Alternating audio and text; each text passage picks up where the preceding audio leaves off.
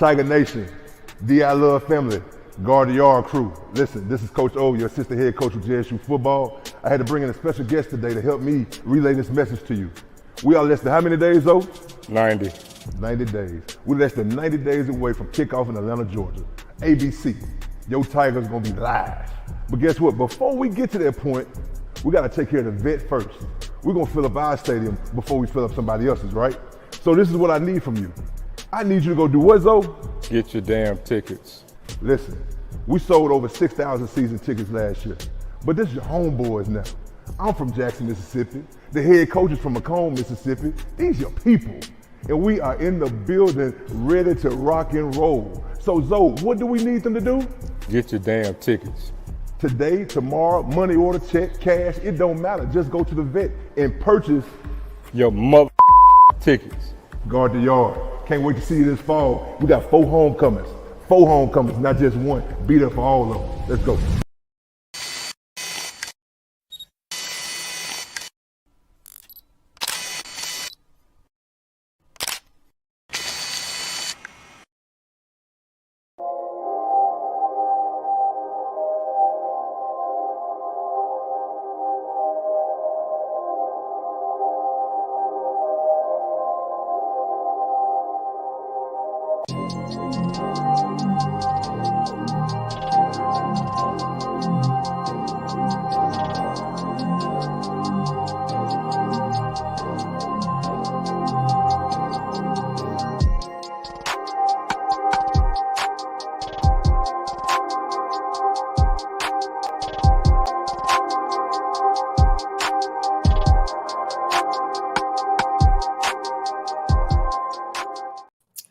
What's good? What's good? What up, Tiger Nation? What's up, everybody?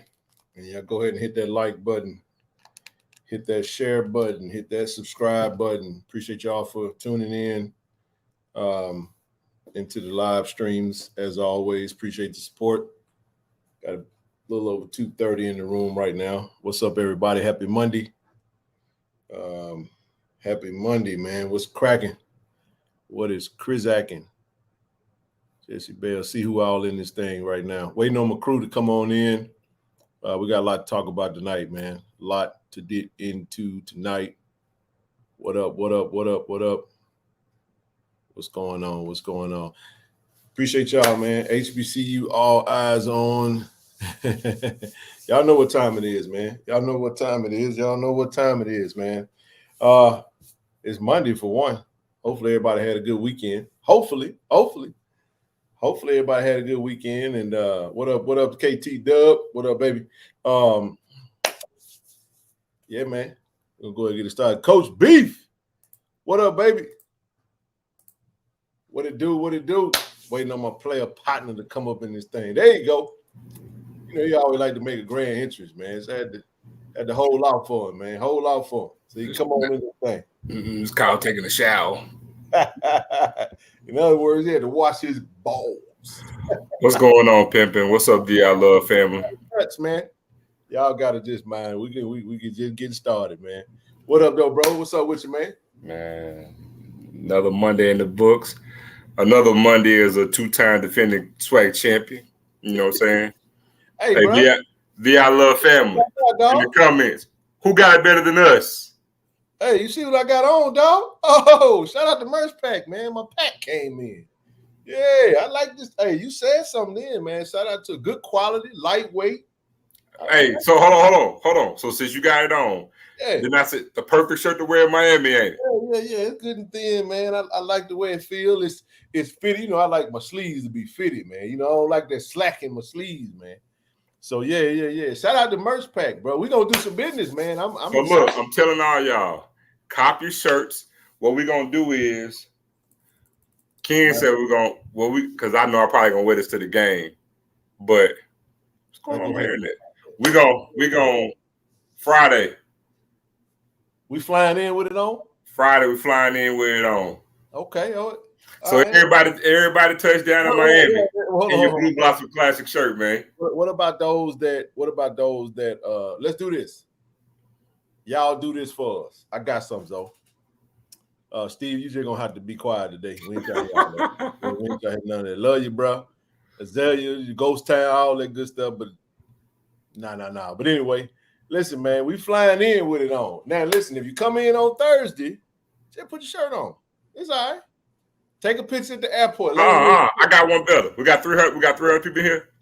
Everybody arrive in Miami with your Blue Blossom Classic shirt on. Post that thing on IG and hashtag Blue Blossom Classic. Tag me and Zoe in it. And tag me and Ken in every photo. Everybody arrive in Miami. Don't matter if you come Thursday, Friday, or Saturday, or Sunday. Yeah. Wear your Blue Blossom Classic shirt when you arrive in Miami. Take a picture, post it, hashtag Blue Blossom Classic, and tag me and Ken. Put it on, man. Put that on. Rock it, wear it, take a shirt with it. Hey, listen, if you're coming in on Thursday, let us know, man. It's all good. It's all to the good. Then we're gonna wear mine. Hold on. And after we tap that ass, wear on the way out.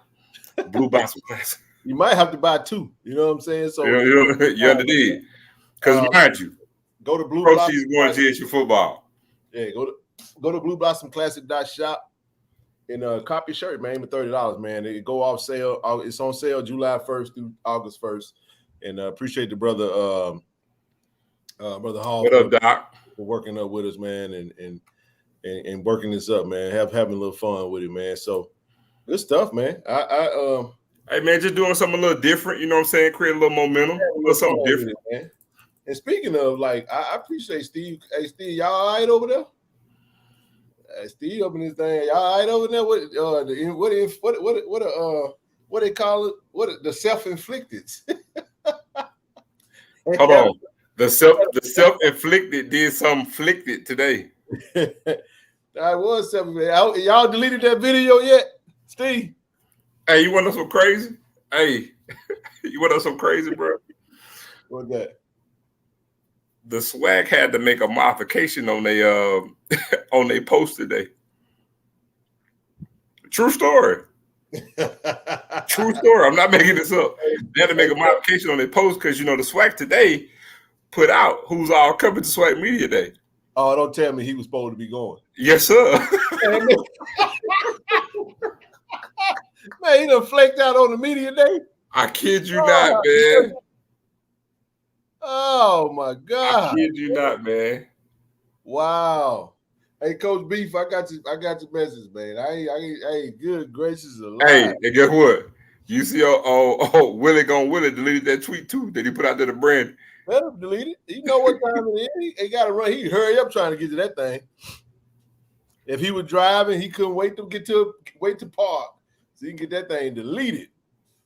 I thought it was hey, listen, I ain't even mean to start the show off with talking about them Rattlers, but I just thought that was comical because I thought it was a bad video to begin with. I don't give a damn. He could have came in there unmarked. He could have had a regular shirt on. I ain't letting no, come up in my office with no central UCF shirt on. Talking about some I'm back. That man came back to get his degree, and he said, "I'm gonna holler at y'all, man." I didn't get that. Could you try again? Ladies, shut up. Ain't nobody talking to you. How that should be happening, man? What are these old MacBooks, man? Hey, man. How did all this stuff start talking like that? So, bruh.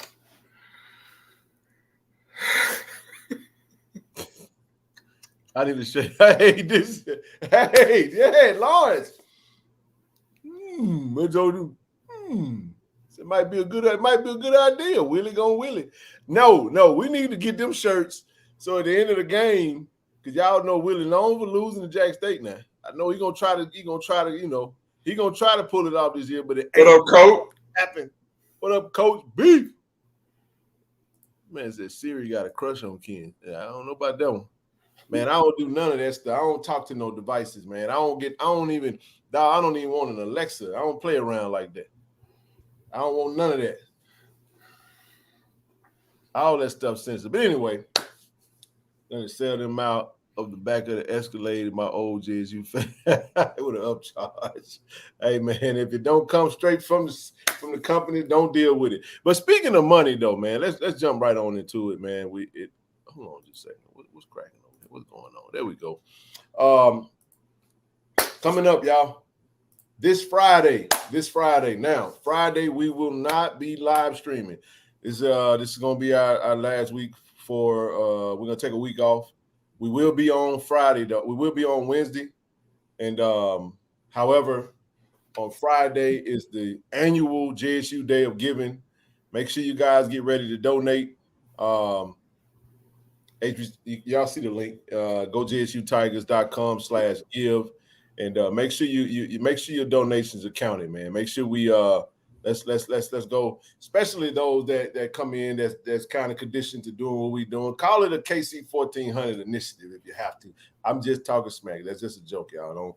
Don't get all sensitive and stuff like that. But anyway, JSU Day of Giving. Let's go for a cool millie. Why can't we? We can do it. You know what I mean? So yeah, man, we'll push this again on Wednesday.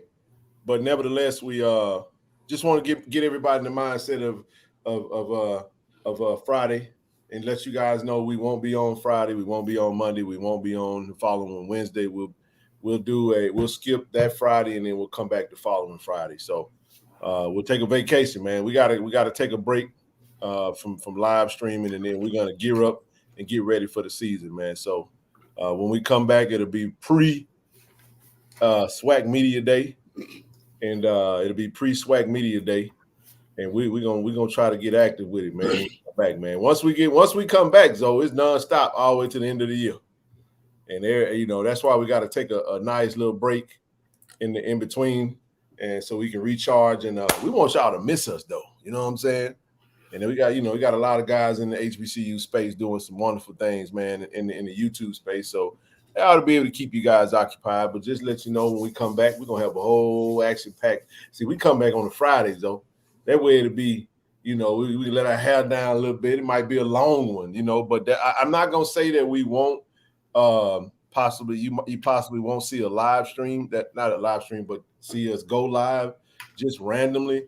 If something needs to be discussed, we can do that. But as far as having the actual show, we will not do a show this Friday, the following Monday or Wednesday. So we're gonna take a whole week off, and just want to start getting you prepared for it. Come on back now. Once we get ready, when we get back rolling, I want y'all to come on back in the room, and we're gonna get back to doing what we do. But we gotta take a break. We've been going strong, bro. You notice we ain't took now a week off all year. Yep. Not now. Yep.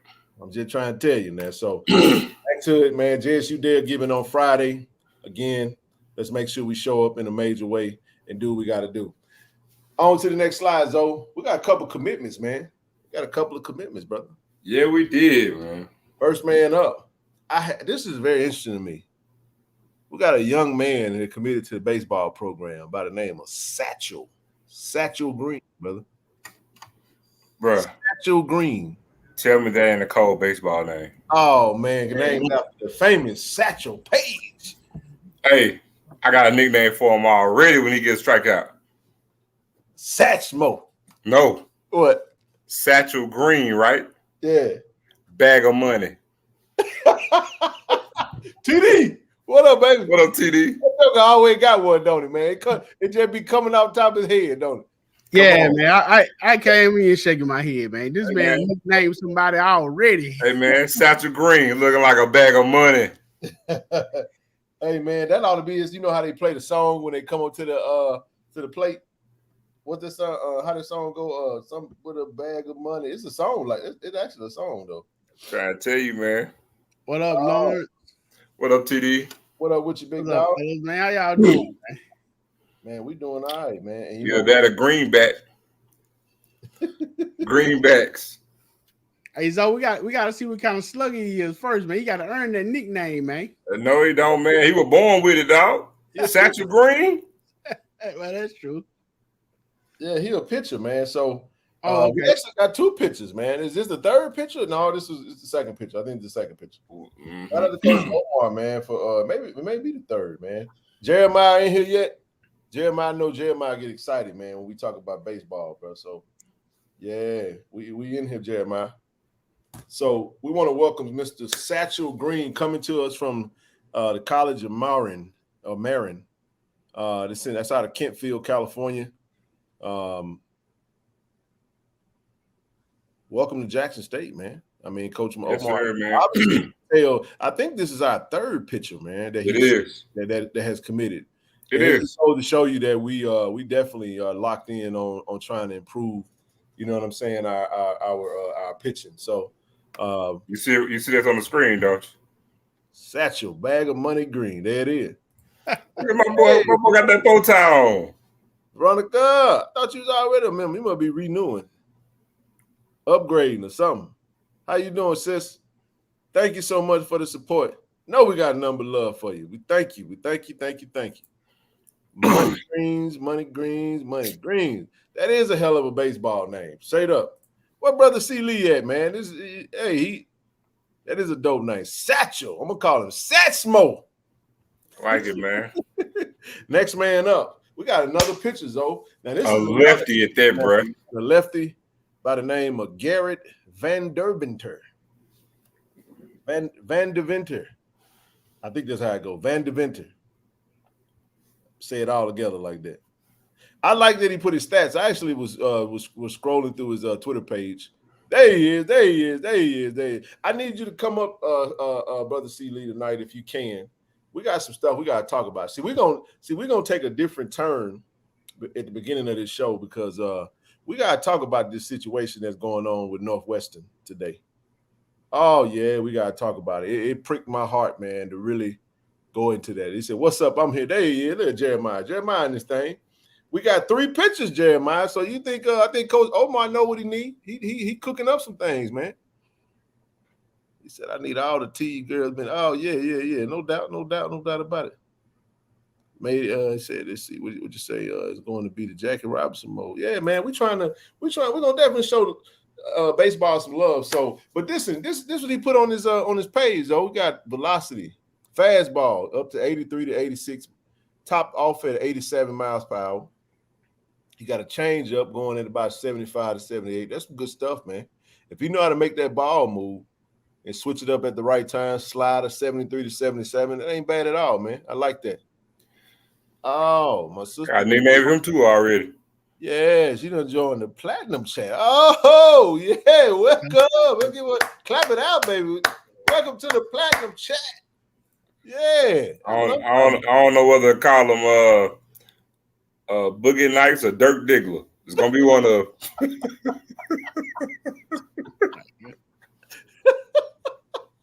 Hey man, hey, we definitely gonna spend some time at some baseball games. We gotta double up our baseball effort next year. We didn't get a chance to do our tailgate, but we're gonna let Coach Omar know we coming, man. We coming in full steam ahead next season. Yeah, Jeremiah, that's my plan, man. I Hold definitely on. Hey, Jeremiah. But real quick, Veronica, shoot me an email, baby. I'm gonna go ahead and add you to the platinum chat. All right, go ahead, fellas. Jeremiah, hit me up, dog. My page is open. Oh, never mind. Hold on. I'm finna hit you up right now. Hey, but check this out though. So we'll get to that in just a second, but we got another commitment, and you know what? It slipped because it was in a different folder. But I got to show some love for soccer, man. We got a commitment, Naomi Sharma Tobar, right? And man, I'm gonna tell you something. I actually was looking at her stats, man. She was actually ranked do you know, Zoe, she was ranked the #1 player out of Canada? No, I did not. She was, man. She coming into Jackson State, the #1 ranked player coming out of Canada is committing to Jackson State to play soccer. Man. Hold on. You gotta say it again. We got the number one ranked player for a whole entire country. #1 ranked player, man. I'm not kidding. I'm gonna find that too. That's crazy. I'm gonna find that thing. I had it in my folders, man, because I was trying to prepare for it. But forgive me, sis. I'm on it though.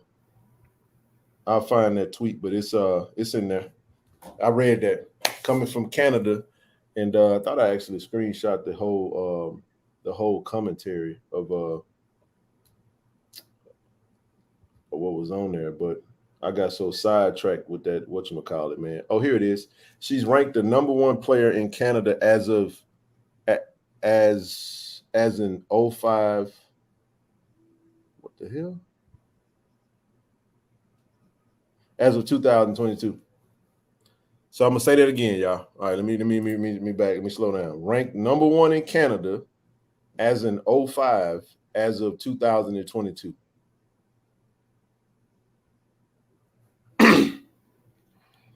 Central Peel Secondary School, Brampton, Ontario, Canada. Ranked the number 1 player in 2022. So she ain't from the 6 then. Nah, she's from Brampton, Ontario. That's pretty epic though. I mean, it just goes to show you that Jackson State is worldwide now, man. We international. Always have been, but it just goes to show. Does she have a Twitter? I don't have time to. I'm pretty sure she do, but I'll put her name back up there. Go and search for it again. It's Naomi Sharma Tobar. But I tell you what you can do. Go to, I think it's HBCU. Let's see. I'll give you a Twitter account to follow. They're really good at keeping up with a lot of HBCU news, and I get a lot of stuff from them. I'm gonna send a huge shout out to them.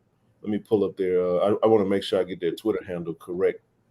But it is HBCU Premier Sports and More. So it's at HBCU Sports 1. At HBCU Sports 1. Wow, they're up to 46. They up to 47,000 followers right now. So shout out to him. That's the brother we met. TD, did you? That was when it was myself. It was Filminati, James, and Austin. We met him outside. The gentleman that runs that page, who was at the Senior Bowl. That's right, was at the Senior Bowl. So really good brother. Dude does a really good job of covering all HBCUs, all of them. No matter the level, does a really, really, really good job. So he says Brampton is a Toronto suburb. Ha! So she is from the 6. Ha! Oh, 05 is the year she was born. Okay. All right. I was wondering. Hey, Jeremiah, check your inbox on IG, man. Do it now. She is on Instagram. Y'all go follow her, man. Go show some love to her. And we're gonna get it popping. Next up, man. You know what? Next up, huge shout out to Dannon Oikos, man. Jackson State. This actually came out today by way of Ebony Magazine, Health and Life. Jackson State University's athletic program partners with Oikos. Coach Beef in this thing. What's up, Coach Beef? Did you have a hand in that, big bro? Let's see. Partners with Oikos to encourage healthy eating habits for students. But look, check this out, man. We ain't gonna just gloss over this, man. We gotta touch on this a little bit. I actually got the article right here in front of me, but I want to just highlight what she had to say, right? So I'll read a little bit, man. Y'all just bear with us, but we got a lot to talk about, man. So it's gonna be a good show, man. Y'all just stay with us. So according to Dannon, the parent food company of the Greek yogurt brand, only 37% of Black and African Americans describe the food that they eat as very nutritious. That's interesting within itself. Oikos is commonly available in most supermarkets and known for being a leading high-protein yogurt. The brand carries a range of options and flavors and aims to make its products accessible to low-income communities and those of color. All right, this is a quote from this is a direct quote. We know nutrition, fitness, and education are key tools for students to get stronger, and through our partner with Jackson State University, Oikos will maintain and provide further access to nutritious food that will encourage better eating habits for students within the JSU athletic program. This is just the beginning, said Surbi Martin. Is it Surbhi? Surbi Martin, the vice president of Greek yogurt and functional nutrition at Dannon. Over the past few years, Jackson State University has been working to better its institution's athletic department. The goal is to be on a similar caliber with programs across the country. This new partnership also provides tools for optimal nutrition, education, and physical fitness. Through the success and efficiency of this collaboration, Oikos will branch out to serve other HBCUs in the near future. So guess what? What you say before we started, Zoe? Who got it better than us? Nobody. So, Dannon Oikos, we appreciate you. Thank you for choosing Jackson State. Thank you for using Jackson State as a pilot to get this thing popping. We're trying to get that nutritious food. Hey, we're gonna leave it right. We're gonna leave it right there. We're gonna leave it right there, man. So much more to come. And it'll all make sense in a little while. What y'all got on that, man? Hey, I'm glad you caught on to that because it's really gonna make sense in just a little while, y'all. Just trying to tell you, man. I'm pumped up. Now, hey, I think Coach Prime is a sponsor of them. Now, I don't know if he had anything to do with that. Probably, hey, I don't really care if he did. Yes, Oikos is in Colorado. He's in Colorado. Well, that's where they say he was at the third week when we played Grambling, but never mind. Anyway, it's actually 30 minutes from Boulder. Just FYI. 30 minutes from Boulder, north of Boulder, I think. Yeah, north. Anywho, what you got on there, bro? TD, let me hear y'all, man. Shout out. Hey, man, I mean, look, it's a great avenue. Again, something we can add as a benefit for prospective students and athletes want to get to JSU, knowing that you can get a good, nutritious food and not just junk food on the day-to-day for our athletes, because having yogurt and everything else that Oikos provides, as well as Dak Prescott is with them too. You know, it's another good alternative, you know what I'm saying, after workouts, in between workouts, and keeping, eating clean. So a good thing to have, as well as some of the other things that we know is coming down the pipe, for our student athletes and prospective and future student athletes as well. So glad to have them on board. Absolutely. So they're gonna have this throughout the campus, like different places for students and anyone to access. Well, from what it says, JSU's athletic programs for student athletes. This is a student athlete program. Okay. Well, throughout all of our student athletes for all the sports. Yeah, all sports. There'd be some application to that. They have access to it. Go ahead, brother. Well, I had stopped eating yogurt for a minute, man. I'm about to do my research on it. I need some dessert, because I, not going hard with candy and stuff, man. So hey, I'm gonna tell you from a foodie. Go ahead. Foodie. We ain't got to research no sweet, dog. We just open it up and get to it. I'm just trying to done told you. What we researching, dog? Hey, man, we got to find out No, dog. You ain't got to do all that, dog. No, dude. You say one thing. Natural. No, dog. You're supposed to sound like fat bastard. Get in my belly. That's it. Hey, man, now they partner with us, man. Yeah, I go buy a lot of it, man. Put it in the freezer, refrigerator. Hey, man, we doing our thing, bro. I will say this though. I haven't done it in a minute. What's that, man? But I would actually buy Oikos, and there's another one that I use, like with this vanilla bean favorite. But I don't eat okra. I don't eat yogurt by itself. I actually put a lot of yogurt in my smoothies when I do them. Yeah, I like it to make parfaits, man. Get a little granola. Hey, Charles, what is that, man? What you talking about, bro? Charles said red bean buttercream dip. What is that? I don't know. I ain't even try to figure it out. Let alone. Somebody asked a question, man. We got SWAC Media Day coming up in 2 weeks, to be exact. 2 weeks. 2 weeks from 2 weeks from tomorrow, man. We're gonna be in the place to be. And surprise, surprise, brother. Jackson State SWAC Media Day. Zoe definitely gotta get your thoughts on this, man. And it was announced today that Jack State will be taking on the offensive side representative, Mr. J.D. Martin. And from the defensive side, the man in the middle, Mr. Devontae Davis. I'll go first and just say that one thing I really like about Coach T.C. Taylor is he's big on character. He's big on leadership, big on the character traits that he feels is important to represent the team.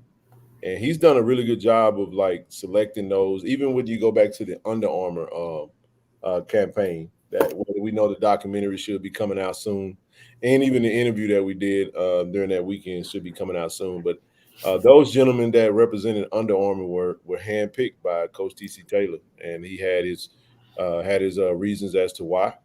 And I know that he holds the players that elected to stay near and dear to his heart, and wants to do everything he can to try to. Oh my goodness, that's funny. You just looking at your phone? Yeah, I am.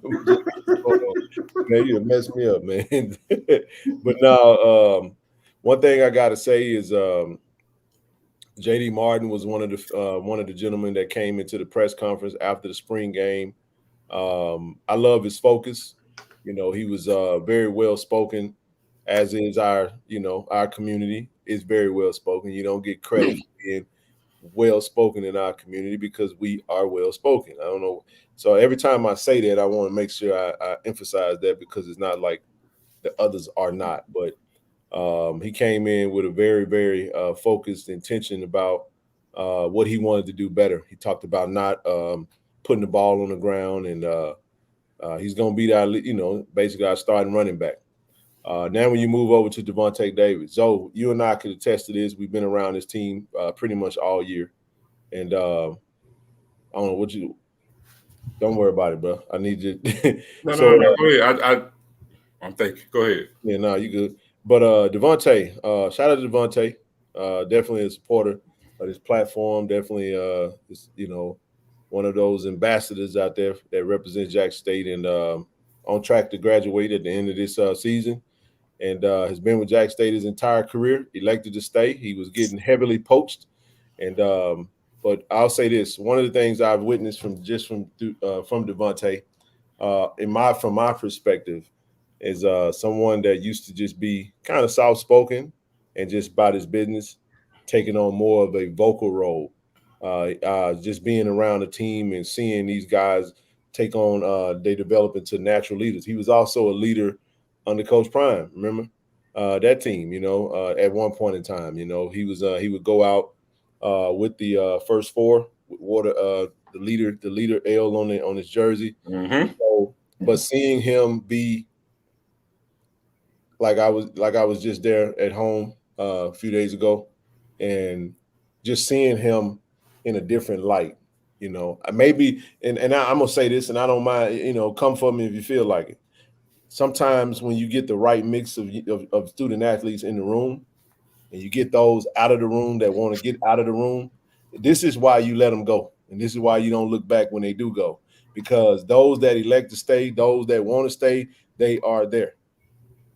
You know what I'm saying? And I'm just saying to you, man, that when the bad energy get out of the room, you're able to see. You get what I'm saying? Yep. Like it's like having a light fixture with four light openings, bro, and you got 3 bulbs that's out. You see what I'm saying? If you can replace them 3 bad bulbs with 3 bulbs that work, the illumination inside the room gets so much brighter, and you tend to see those players that show forth that character. And guess what they say? Those players take on the attitude and the temperament of the coaches that's leading them. And I'm telling you now, man, the defense side of the ball, in my opinion, and this is no knock to the offense, I ain't been around them as much as possible. I know we gelling, we got a lot of new pieces. There's a level of accountability on the defense side of the ball, and I speak to something that I saw the past few days, where it got a little chippy, but the accountability is there. You know what I mean? They come in, wait, what we talking about? You know what I'm saying? The defense is so. Shout out to them, the defense side of the ball, man, and them young men taking on. And I'm just telling you right now, for Coach TC to elect and select Devontae Davis to represent Jackson State at SWAC Media Day, it speaks to how he views him, and it speaks to his work ethic, his character, and he made a phenomenal choice of many that he could have chosen. You know what I'm saying? He could have. We're not gonna get into the woulda, coulda, shouldas. We're not finna allow this to be controversial. Like times past, people on the outside looking in have tried to, you know what I'm saying, dissect and give opinion on who they think woulda, coulda, shoulda. We've done it internally. The selections are J.D. Martin, Devontae Davis, That's my take on it. I love it. Can't wait to see them guys. We definitely looking forward to getting some interviews with them. I've actually had the pleasure on Tiger Talk with the 1400 Club to interview both of them. And I'm telling you, I've seen both of them grow tremendously into young men and great student athletes. Well, I mean, the choices were great, but let me just say this too for everybody. When it comes down to not just TC Taylor, but any coach, wow, not just Jackson State, but any of these schools in the SWAC, the coach doesn't even have to have a criteria for who or why he's bringing who and why he's bringing. That's a great point. There doesn't have to be a criteria. He can just say, "I just want them to go with me." That's facts. And that should suffice. You know, if we get into the thing about, well, I feel like it don't matter what you think or how you feel. It's the head coach. He can bring whoever the hell they want to bring for whatever reason. So, but I just had to say that. But I want to say this though in regards to Devontae Davis. Devontae was here when TC got here. All right. And when you look at being the cornerstone of a Jackson State football program, he fits the bill and fits the mold of what we are. That's a great point. I know where you're going. That's a great point. Keep going. And so bear in mind, came as a walk-on, worked his way through, all conference player. He is great stock of what you want to use as the cornerstone, the face of, and the foundation of your football program. And he's graduating, getting his degree in Jackson State in December. So throw this in there. That's why he stayed, actually. Exactly. Because he had several opportunities. Even from the previous regime that wanted him to come to Colorado. And his number one rebuttal was, I got to get my degree. I got to finish at Jackson State. Even when you go to his announcement that he put out on IG, it was for him to finish where he started. I got nothing but respect for him. And that's why we rock with Devontae Davis from KC-1400 Media. Keep going, bro. And let me just say this, because I actually chopped it up with him for a nice long time at the prospect camp. I chopped it up with a lot of the players, actually. And being around him and seeing him or talking to him when they first got here and the man that he is today, it's night and day. And he would tell you himself. And he's grown leaps and bounds. Like he, has 2 years left to play, but he is a senior in the prototypical logical way you envision, a well-experienced player / student athlete should be. And so I think, just from a logistics standpoint, and it's like I wonder why TC would choose him. It makes all the sense in the world now.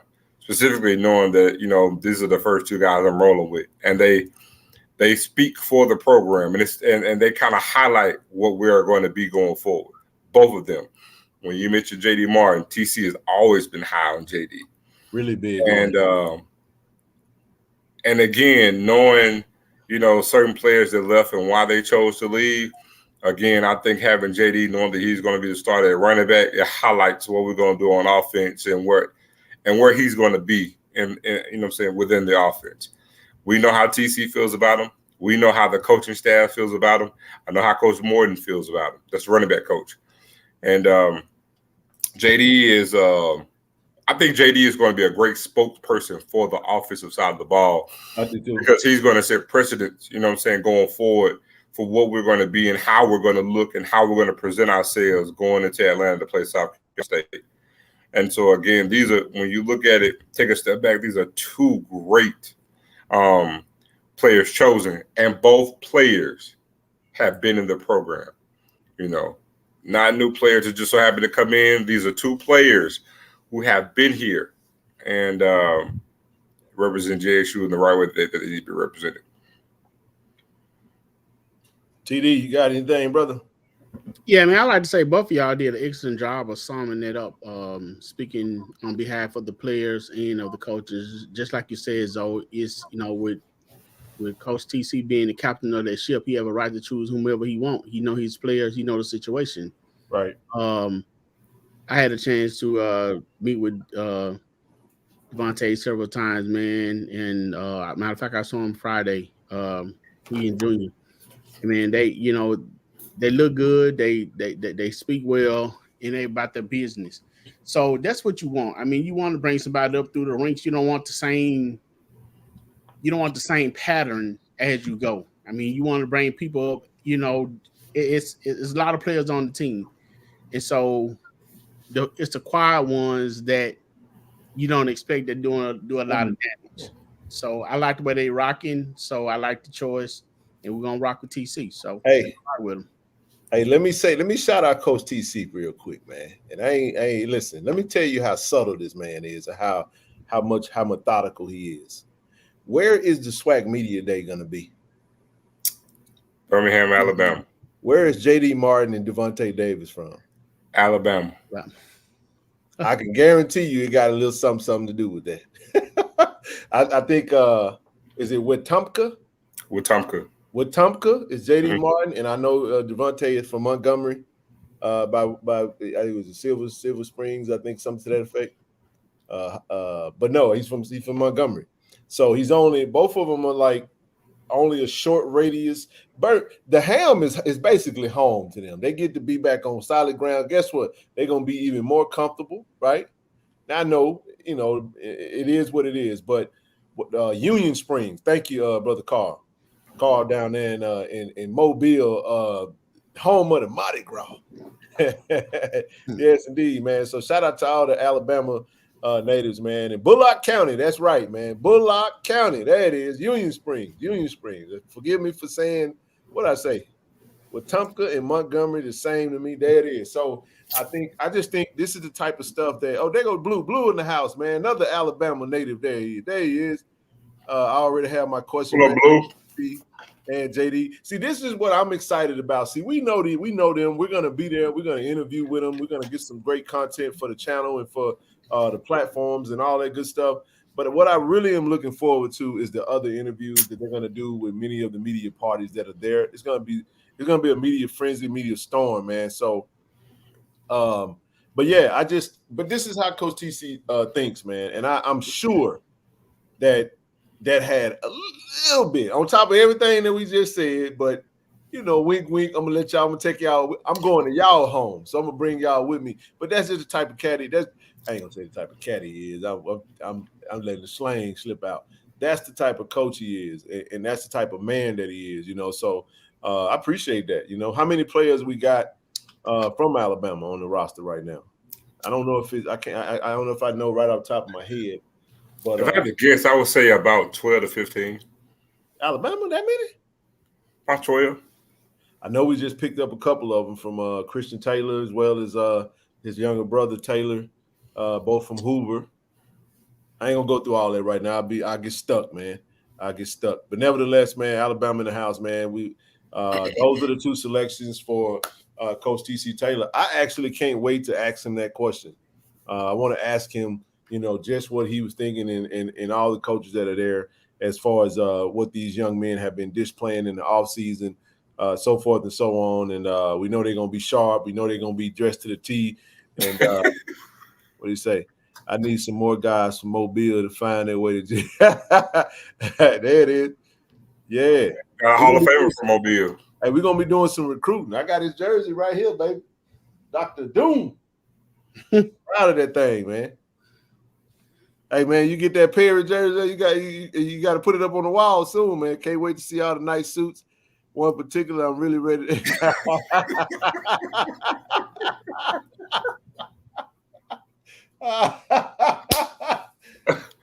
I wonder how they're going to do a little dance.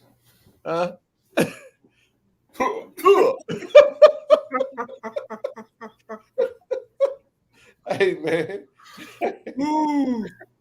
Oh, man, what to do? No Slizak. Good job by Coach, man. What's going on, man? All right, let's. So any questions? We'll pause for a quick minute and let y'all get any questions. If y'all got any questions about SWAC Media Day, as we go on further, we'll definitely delve into that. Because the next thing we got is actually going to be off topic of that. So I just want to make sure we was on point. Hey, so Ken, is there a layout or for the media day? It will be. It will be. It's more to come. I'm pretty sure. Right now, we're just waiting on our everything. Our credentials and all the updates and everything. Blue, make sure you let us know when you get yours. If you, because I've been checking my email, I hadn't got anything back yet. But we'll figure it out. We got our setup. We'll definitely try to get in and grab a section somewhere and set up so we can have as many interviews as we possibly can. We specialize in JSU, so our stuff is going to be JSU centric. We hope to try to catch the commissioner and get him over there. You ain't got to hope. That's my Subway partner. There it is right there. There it is. You ain't got to hope. FYI, Callaway run the SWAC, dog. You say you hoping we have a fly booth set up? Oh, man, come on, baby. We got a whole Tiger Talk, a whole shindig, man. You know what I'm saying? We got the tablecloth, we got the 2 side joints, we got 4 mics, we got the whole. Yeah, what y'all think we've been? This is one of the reasons we taking off as well. Is we gotta actually get locked in because as you can take hope out of it. Yeah, no doubt about it. We gonna be rocking and rolling, man. We gonna be sharp too now. I'm gonna throw that, put there. I'm gonna, I might do suit polo. I don't know yet. I'm a grown man it up. You know what I'm saying? I think. No questions about Dion. Hey, listen, we ain't got no problem with Dion. We ain't got no problem. It's all good. You trying to share and shout? Ain't no problem. Ain't no problem. That's right, world class. They are some great players, man. But looking forward to it, man. That was actually pretty cool. And listen, man, this is one of the things this is reason. So let's change gears a little bit, and we'll come back to that. If y'all have any questions, we'll jump into it. But this is gonna be a little off. It's a little off topic of Jackson State, but yet and still is actually not, because it's more of an HBCU thing. But it's a tie-in. It's definitely a tie-in, man, and why we want to. But before we even do that, man, you know what? I got a little something I want to put up here real quick, man.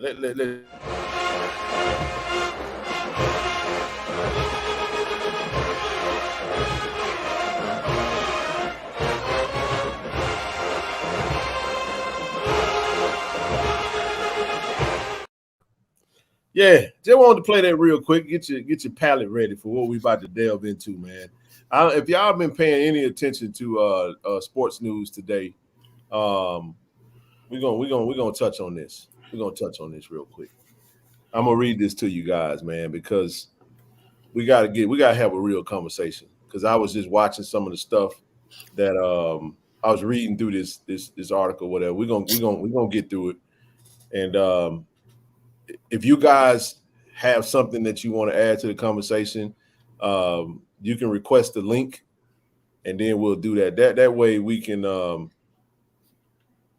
because just dropping the link and we want to be a little bit more intentional about it. So if you have something that you want to add, we'll let you come up, say what you got to say, and then we'll move on to the next person or whatever if you want to jump into this. But stay with me. It's gonna be a little. It's gonna take a little second. And brother C. Lee, if you want to jump in on this, I did think about you when I was dealing with this. We're gonna go about it this way because I want to make sure everybody can see us and we're good to go. But it says former Northwestern University players describe racist environment in football program. And this is what's been happening. So they fired Pat what's his name? Pat Fitzgerald. Mm-hmm. Fitzgerald, right? Mm-hmm. Now I want to say something about this real quick, and I'm gonna come back to this photo because this is something that we want to make sure I highlight today. And this is what's been on my mind. This is why I wanted to talk about it. One of the reasons I really wanted to talk about this for this reason alone, because you know what's being said right now? This is a good man. This is a good coach. This was you never heard anything about it. You never heard anything come out of the program. It was a lot of media personalities, a lot of people being vocal about someone that, and now they're trying to create this narrative of, man, this is a slippery slope that we're operating under. He loses his job and he's been there 17 years. I just want folks to understand something, man. Racism is the natural fabric of this country. And folks act like it's a shocking thing that you can have someone that could have a racist culture and nobody really know nothing about it because they set a particular standard in which you basically can control. It's a controlled environment. And just because no one comes out and says anything up until now you're in a situation now where you find yourself with players that want to come out and speak out on it. So it says Ryan Field, multiple players have come forward describing hazing rituals on the Northwestern football team. And this article just hit. And at first they only gave him a 2-game suspension, fellas. And then then I guess when the report, where there's smoke, there's fire, right? And then once they started going in there taking a look, bro, it got a whole lot crazy for him, man. So let me do it. Let me go back to this thing, man. I'm gonna do it on the big one. So check this out. And this is actually today. 3 former Northwestern football players described the culture of enabling racism to the daily, recalling multiple racist actions and remarks from both coaching staff and players. All 3 players who played for the team in the late 2000s also corroborated some of the hazing allegations reported by the Daily on Saturday. And listen,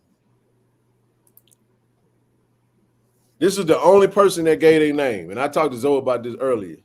Why, because it was basically a Hispanic and then 2 black, I think, offensive linemen or whatever. And but the Latino offensive lineman for Northwestern from 2005 to 2008, man, it's 2023. And they came forward, said his experience on the football team was hostile as a non-white player. And this is in quote, "I didn't feel like I could be anything other than white," Diaz told the Daily. "We never felt like we could be ourselves. We had to fit in by being white or acting white or laughing at our own people."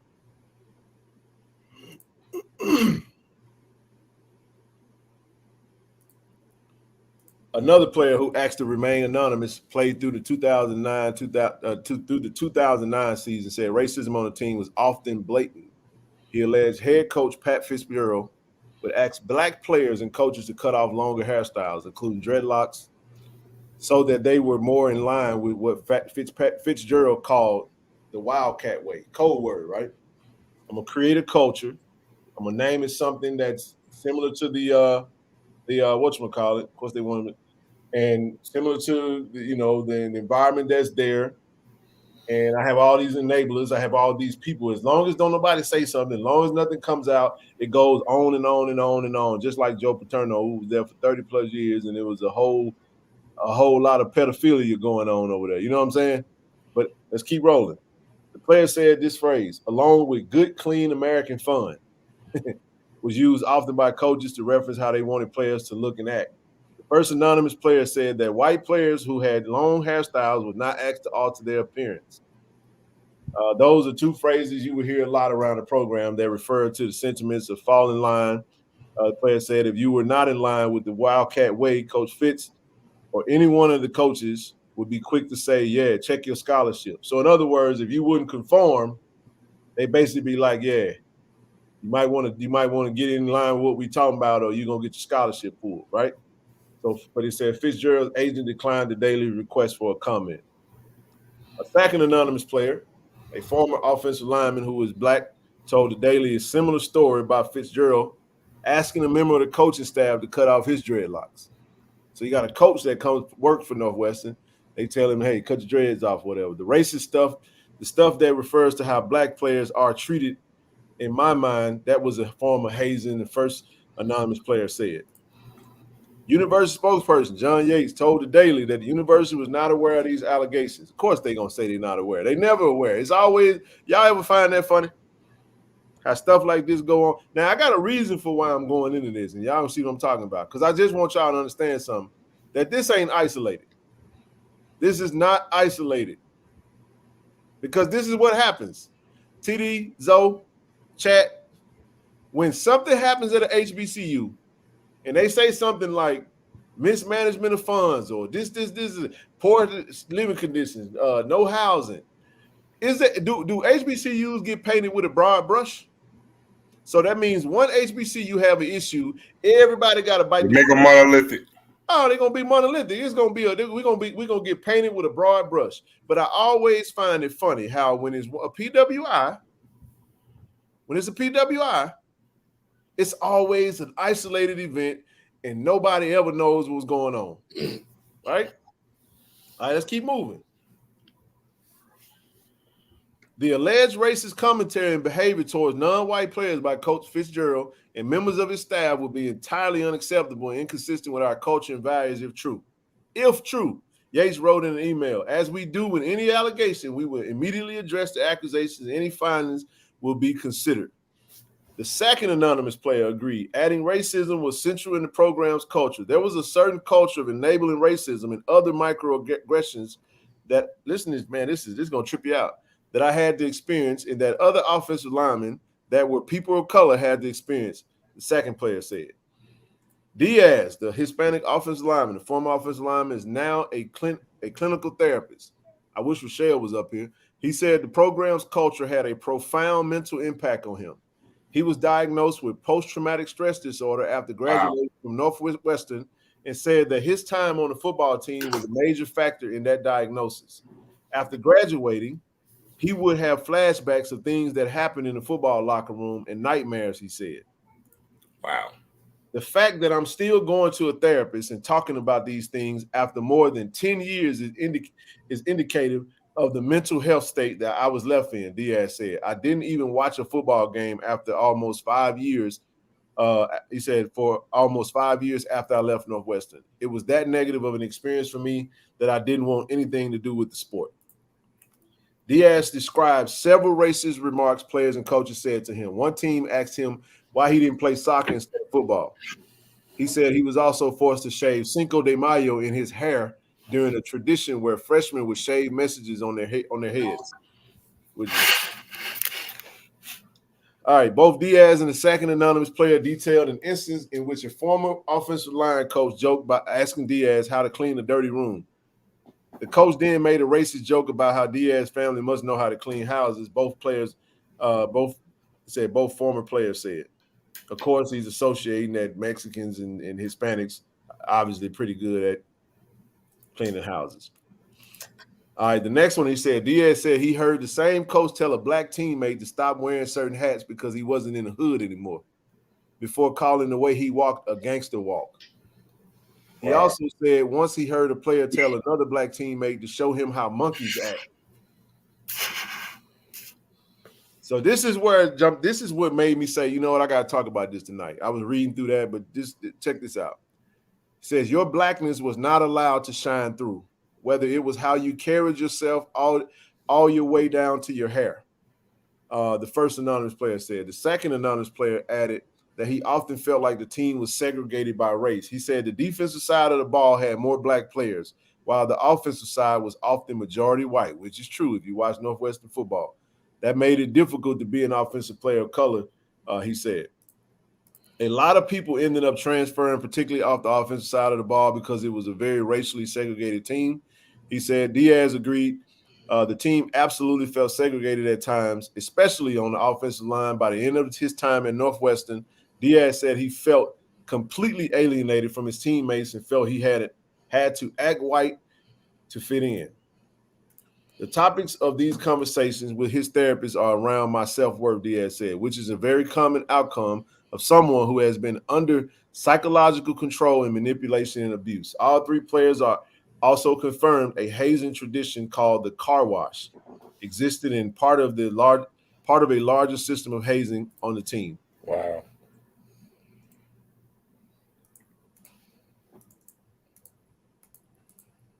You know what?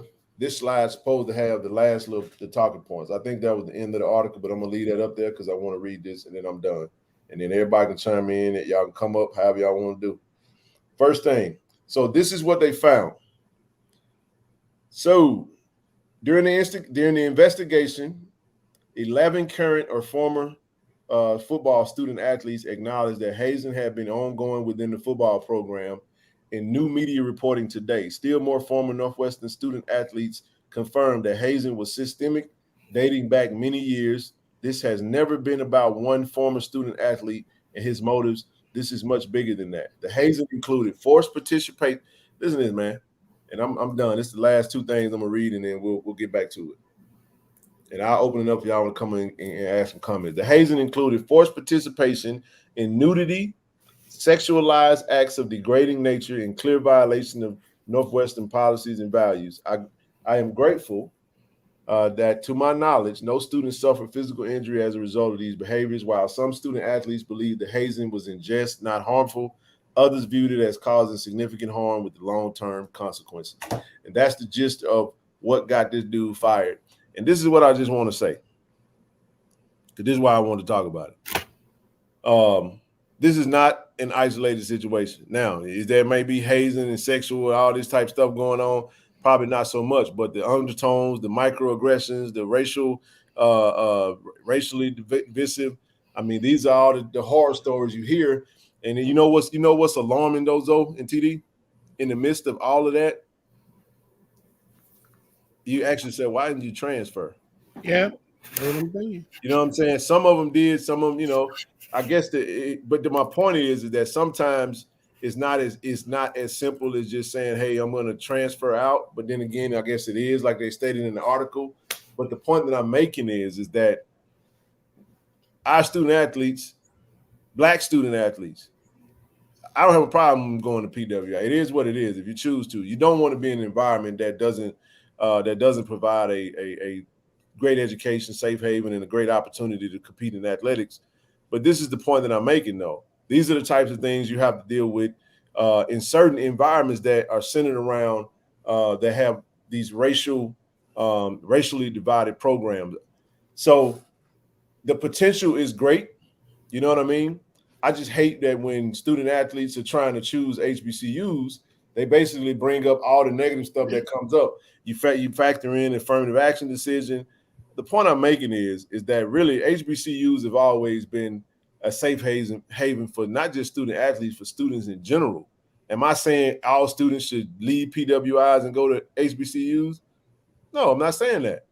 We love to see the numbers increase, but we would love the funding that would allow us to be able to build what we need to receive the increase in the influx of student athletes. But the point that I'm making is that this is the type of stuff that goes on in certain environments. All you have to do is, once you can control that environment and create a way to where you make it seem like this is a part of being a part of the football team, and you create and then you invoke fear, man, a lot of folks ain't gonna say nothing. These dudes have gone 15 years ago. Think about that. We're talking about over 10 years ago that these players that are talking about it, and then two of them didn't even get a name. But I just thought that the timing of this was funny. And it ain't so much as about Fitzgerald. I keep saying Fitzpatrick. His name is Pat Fitzgerald, Coach Pat Fitzgerald. It's the commentary around. Just go on Twitter, bro. If y'all ain't got nothing to do, and look at the folks that are talking about the decision to fire him. Danny Cannell,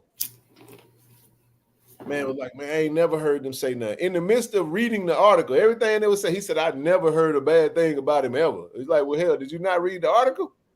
And this is all I'm saying. It's not an uncommon thing for someone to create a culture, a racist culture, and they not show any signs of it. You see what I'm saying? It's natural. It's natural to a racist. If you create a culture and you condone that, then you're a racist. And racism is not just people calling Black folk N-words and all that. It's a whole systemic system. You see what I'm saying? That's way deeper than just the surface stuff that we get tripped up over. You see what I'm saying? But anywho, this is what I wanted to talk about. At least one segment of this, I wanted to talk about it tonight because we were talking about the affirmative action stuff, and I said, boy, the timing of this is just perfect.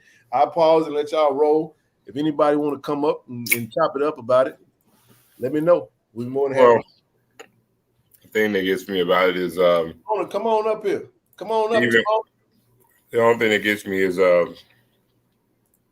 man, look, I can understand. I'm not even trying to play devil's advocate. I can understand being shocked, right? From another part of the world. Like, he's in Illinois. I'm gonna use Dan Cannell for example. Played football. Dan Cannell's from Florida, went to Florida State. And I can see how you may have met somebody, you could be like, or even if you partially know them, you'd be shocked, like, hey, I wasn't aware of any of that. So it's shocking, to learn that, he's dealing with that. But then, same token, you hear about the fact that something's been ongoing year in and year out, and you're talking about years, man. You're talking 8, 9 years of some of the same stuff. It's sickening, man. 15 years. I mean, it's been longer than that. Yeah, and that's sickening, man. Also, I'm just gonna say it. It bothers me to learn, and let me disqualify myself, because what I'm about to say is not gonna pertain to Black people. It pertains to any minority, any race, even if it's a white person at an HBCU, it pertains to them too, right? You shouldn't have to dumb down what you are, who you are, for nothing. Facts. In any circumstance. So if there are white players that's at an HBCU or were they a minority, period, even if you're not a minority, no one should have to dumb down who and what they are under any circumstance. And that's the only thing that really kind of triggered me, man. To sit there and say, it's like, oh, I don't like that about you, so we're going to remove that. Oh, you got to cut your hair. Oh, you got to do this. Now, here's the thing, because I got to make sure I say this to give it some context. It's one thing to have a rule that applies to everybody. Right. What we saw in this instance, it was like, these are certain characteristics that fit a specific demographic, and I want to do away with that for this particular demographic. That I got a problem with. And like I say, this applies to everybody. Everybody. Because if we have any of our Caucasian brothers at HBCU, and you got a coach that make these stereotypical comments to them and talk about they gotta be bald like everybody else. Well, man, I wish I would cut my hair. You know what I'm saying? Good Lord took mine, but if I had, I'd be damn if I cut it off. I had beautiful hair. Because all I had. But I'm just saying, like, it's stuff like that that's a problem. And here's the bigger issue is, man, we're talking about a coach. When we talk about culture, you're a teacher first. So it's like you're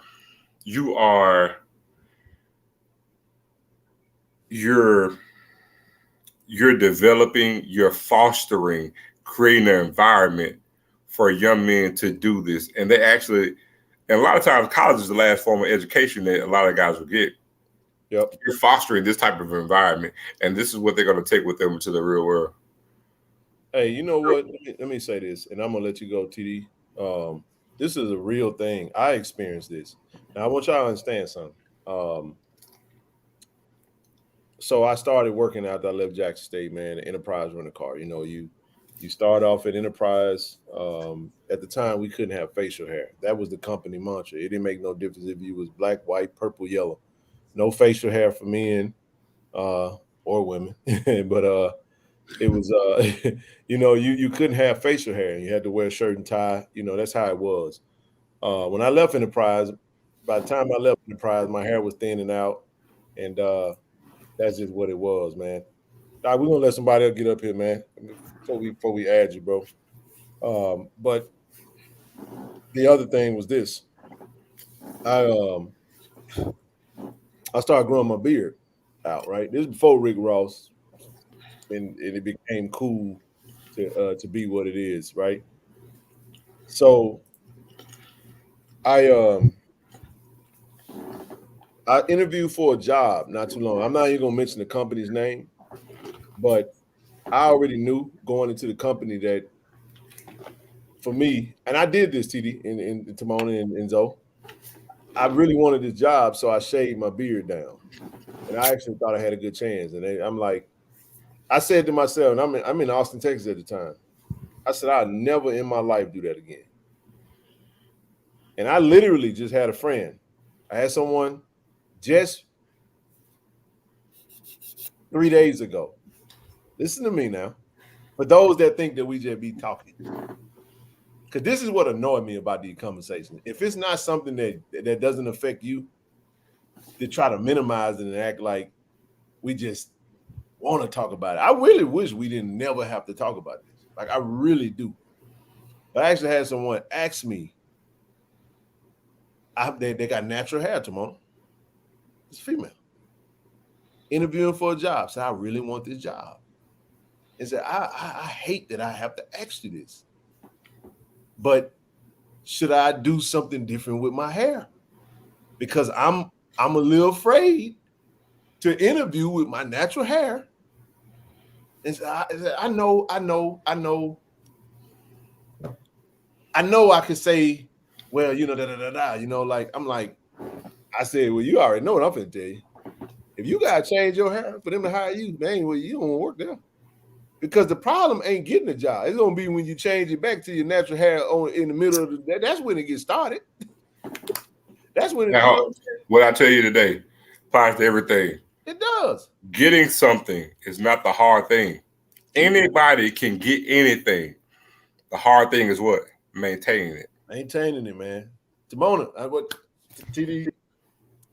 Hey, how y'all doing? What's up, Timona? What's going on, Timona? How you I doing, think sis? this. I'm good. I'm good. So I think this is such an interesting conversation, but we have to put into context the reason why all of these toxic cultures are able to withstand the test of time. Yep. Let's get it. And I think Urban Meyer is probably one of the best examples Yes. of someone having valid, credible accusations about racism and toxic culture and being able to withstand the test of time. I don't know if anybody remembers the Ohio State debacle. Yep. But they crucified that young man on Twitter. Mm-hmm. They crucified his family. And a lot of times when you go against the grain or you expose somebody, you put a target on your back. Especially the reason why you only had one person come forward on this matter, everybody else chose to keep their identity. The two black dudes remained anonymous. The one Hispanic gentleman came forward. And there's a reason that them two black dudes, and they knew, because they don't want to deal with the backlash, because it's some pissed off people that's mad about Pat. They all have the same MO. We were giving you a chance, you know, and there's a reason why football players don't come forward. If you want to go to the next level, you're risking being blackballed. Yep. If you speak out on this team and then you transfer to another football team, those football teams don't want to take you as a liability. Like, oh no, something happens at my program, he's going to expose it and get me fired. So once again, that's the liability. You can get shut out of several different rooms by speaking up and telling your truth. Even if what you are saying is truthful, there's doors that will be closed based on exposing somebody that's in that powerful group, regardless of if it's true or not. I tell you what, and majority of the kids are college kids, are in college. Majority of them aren't going to the NFL. So they have retaliation, workforce, alumni at certain schools, retaliation when you go look for a job or when you apply for a loan, you know what I'm saying, for your home.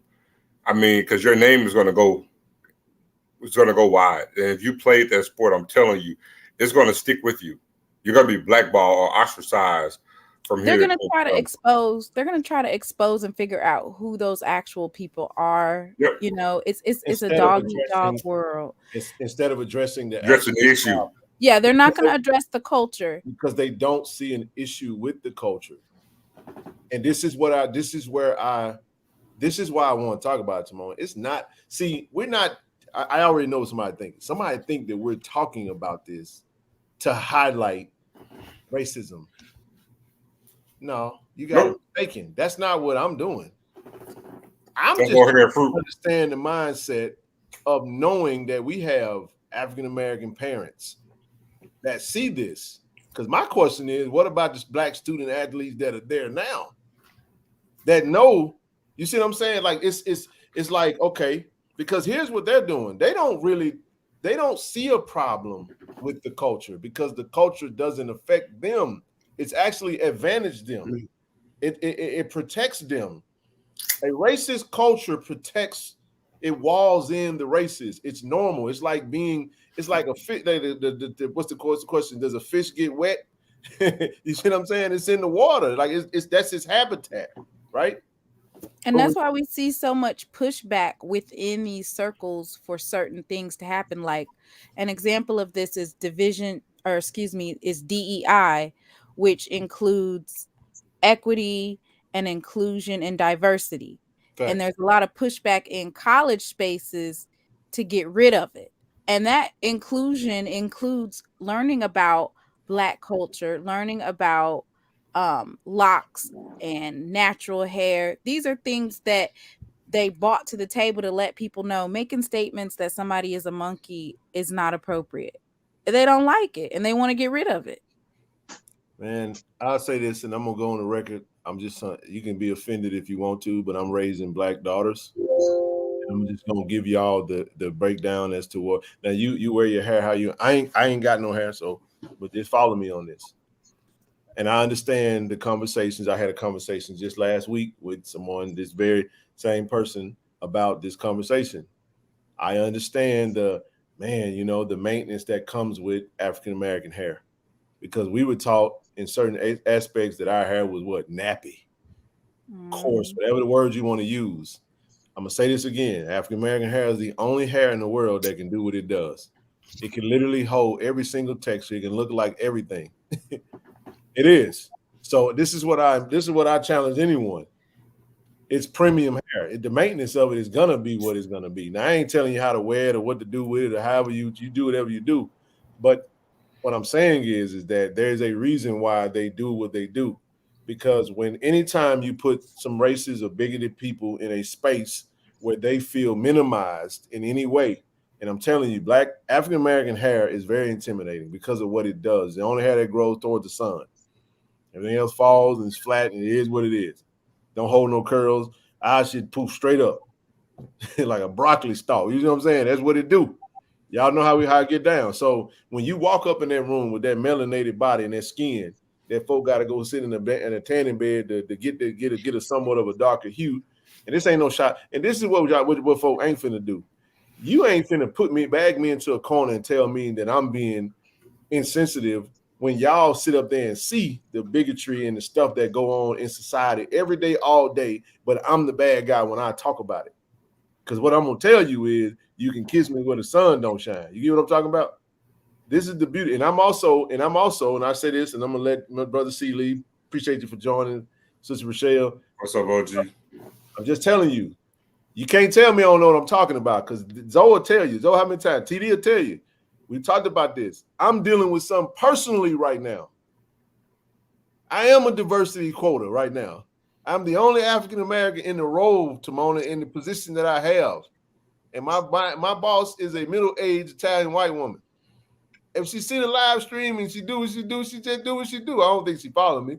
I hope she don't, but if she do, I don't give a shit. This is my point. The reality of it is no one can relate. No one on the team gets it. Because I've been dealing with bull junk from day one, ever since. It's almost like it's a challenge. Then when you speak intelligently and you tell them that what you're doing is so out of whack, and then you get the damsel in distress response. Now you're hollering. I'm like, whoa. I say, whoa, let me stop you. We're not gonna do that. In no way am I threatened. Just because I go up a little high, I'm matching your tone. I have to say this type of stuff because you understand the tricks and how it works. This is how it works in corporate America, man. This is how it works in any space, whether it's corporate America, whether it's college sports, whether whatever. This is the type of stuff we have to deal with. It is. I'm gonna pause right there because I know I go far left. But Brother C. Lee, welcome. Sister Michelle, let you come. And TD, I love you, bro. I appreciate you. I feel like I done stumped on you. Let me before we do that, TD, you got anything? Come on, yes. Because I don't want to disrespect. No, man, you're fine. I was just sitting there thinking, To be honest with you, my mind is kind of all over the place because I'm looking at the end result on no matter how we discussed it, with us being the minority and the country's ran the way that it ran and how that is run. What is the end result? Listening that you read that information, I'm thinking back and forth. Okay, well, they had a choice. And then I'm like, okay, well, sometimes you get there on campus and you feel like you have nowhere else to go. Then I listened to Zoe make the great point about being blackballed. And then I think about the parents and did the kids notify the parents of what was going on? If something traumatized you that much, then you need to speak on it. And if it's, and then maybe it could just, stuff, because I've had stuff to just happen and build up. You keep packing it under your feet until, until then you look back on and say, wait a minute, all this had transpired and all of it were racist, but now I'm at this point. So to be honest with you, the end result is what I'll be looking for. And I'll leave it at that. Brother C. Lee, come on. Wait, hold on for 1 second, because I just came in late. Could you give me a snapshot of what y'all talking about? No. Can you give me a snapshot of what y'all talking about? That's the answer. The answer is no. Oh, okay. You're just gonna have to sit there quietly. I'm just playing. I was gonna sit here. Hey, you were cutting up this weekend. I ain't gonna put you. That what you? No, I'm messing with you. No, but no. I got a 10 though. You see, I'm chocolate. I was just about to tell you that you look dark. You look chocolate on. You look caramel. Yeah. She was at the beach, y'all. She was cutting up at the beach. She done got a young lady fine on them and ready. She coming. I'm telling y'all, we gonna have security for you when you come to Atlanta. Cause I don't need all these jokers wearing the group and I'm just playing. Let me stop. I'm gonna get in trouble. No, but we're talking about the head coach, Pat Fitzgerald, head coach at Northwestern University in Chicago, Illinois. Is it Chicago? It's in Chicago, isn't it? Mm-hmm. Yeah. He was fired today. I read through the article, basically had a culture of hazing, racism, and they had a couple of players come forward. And he's been coaching there the last 17 years. But we're talking about the players that came forward, they played over a decade ago. Oh, wow. And so something came up. They doing somewhat of a but here's what I was saying. It's a pretty reputable program. They play in the Big Ten. And they started off with giving him 2 weeks. They gave him a 2-week suspension. And then I guess somebody started pulling, lifting under the sheets and opening this door and checking under there. And they started seeing that, we got a whole situation going on. And obviously now what I did not say was they will not release. They're saying they're going to conceal the findings. They only letting a little bit get out. But I'm telling y'all, it is a straight up cesspool. Them players know it. And I just think it's sad to me that, and this is the reality, this is the other side of that, Rochelle, and I'm gonna let Brother Seeley go. And this is something we just have to own up to and talk about. There's some African American student athletes that feel like this is the only way. That I'd much rather deal with this type of environment than to go to a Central State University. Exactly. I don't feel like that university is going to equip me and prepare me. And we've told ourselves in some very sick way that, you know what, this is the norm and this is going to prepare me for life itself because racism is in the world. So if I can go here and deal with it here, I can somehow deal with it in the real world. When in actuality, it's just not. You got a young brother here that's talking about how he's still going to therapy. He dealt with post-traumatic stress. You're in an environment where you're taught to basically hate what you look like, hate your culture, because the people that have the power, the people that have the that are the shack bullies of the culture, they're not affected by those things. You're being inundated and indoctrinated with hate and anti-you rhetoric. But I'll pause. Brother C. Lee, come on in. I'll talk after Brother C. Lee for sure. I just pulled up some stuff. So, good afternoon. Can everybody hear me? Yep. Yes, good evening. You said everything essentially I was going to say. I will only add a couple of things. I was actually somebody called me, interviewed me the other day, and they wanted to know, as we've all been talking, how will this impact admissions, recruiting at HBCUs? And my initial response is that it will impact us in a very minimal or marginal. And here's why, because you were hitting on it. I was doing something many years ago with somebody I respected. I'm not going to name this person, but it was a literary figure that I respected, and they were talking about fighting to be in white spaces. And the person said, again, it was somebody I really respected, and this person said, "Well, if the only place I went was that people who wanted me to be there, I wouldn't have anywhere to go." And a room full of black people stood up and clapped. And I was the only somebody sitting there, and there was a lot of people clapped. And I remember when it finally got to me, I said, how pitiful does your life and your self-respect have to be that the only place you want to go is the place where nobody wants you? And I think that as African people, that's our problem. That as affirmative action has been dismantled, and these institutions and these people are showing us how they feel about us, our own indoctrination to our own self, hey, we would rather fight to be in those spaces because we think that being in those toxic environments, that's why I say, Ken, you were hitting on that we think that being in those toxic environments is actually better than being in a black institution, because we think that that's a minimal or lesser experience. Now, to bring it to sports, and I know a lot of people in the chat are going to disagree with me because a lot of people hate when I say this.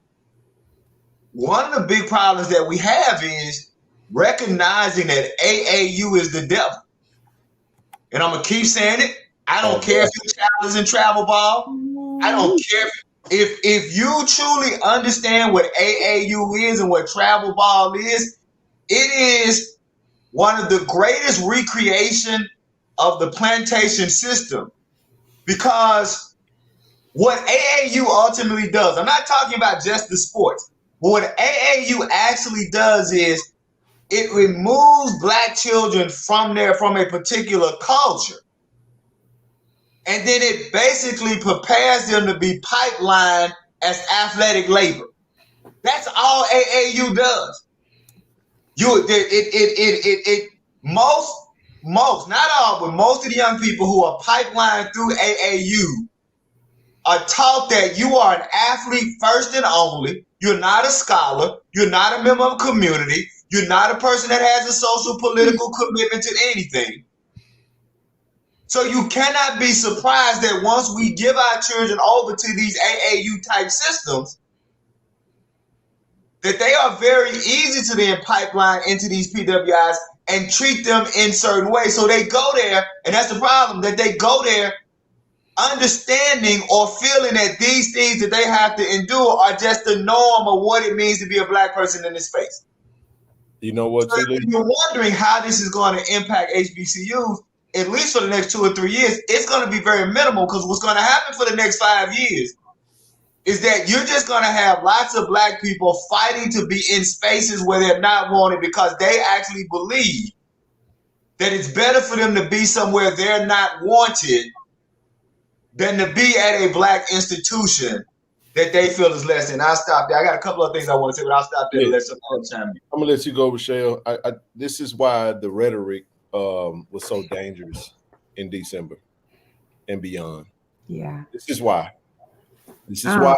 1 second, Rochelle. 1 second. I need to go. I just wanted to add to this, brother C. Lee. You mentioned AAU. The thing, something in my chest tells me it's going to be the same for 7-on-7. Yep. It just feels like the same old thing. And this is what I mean.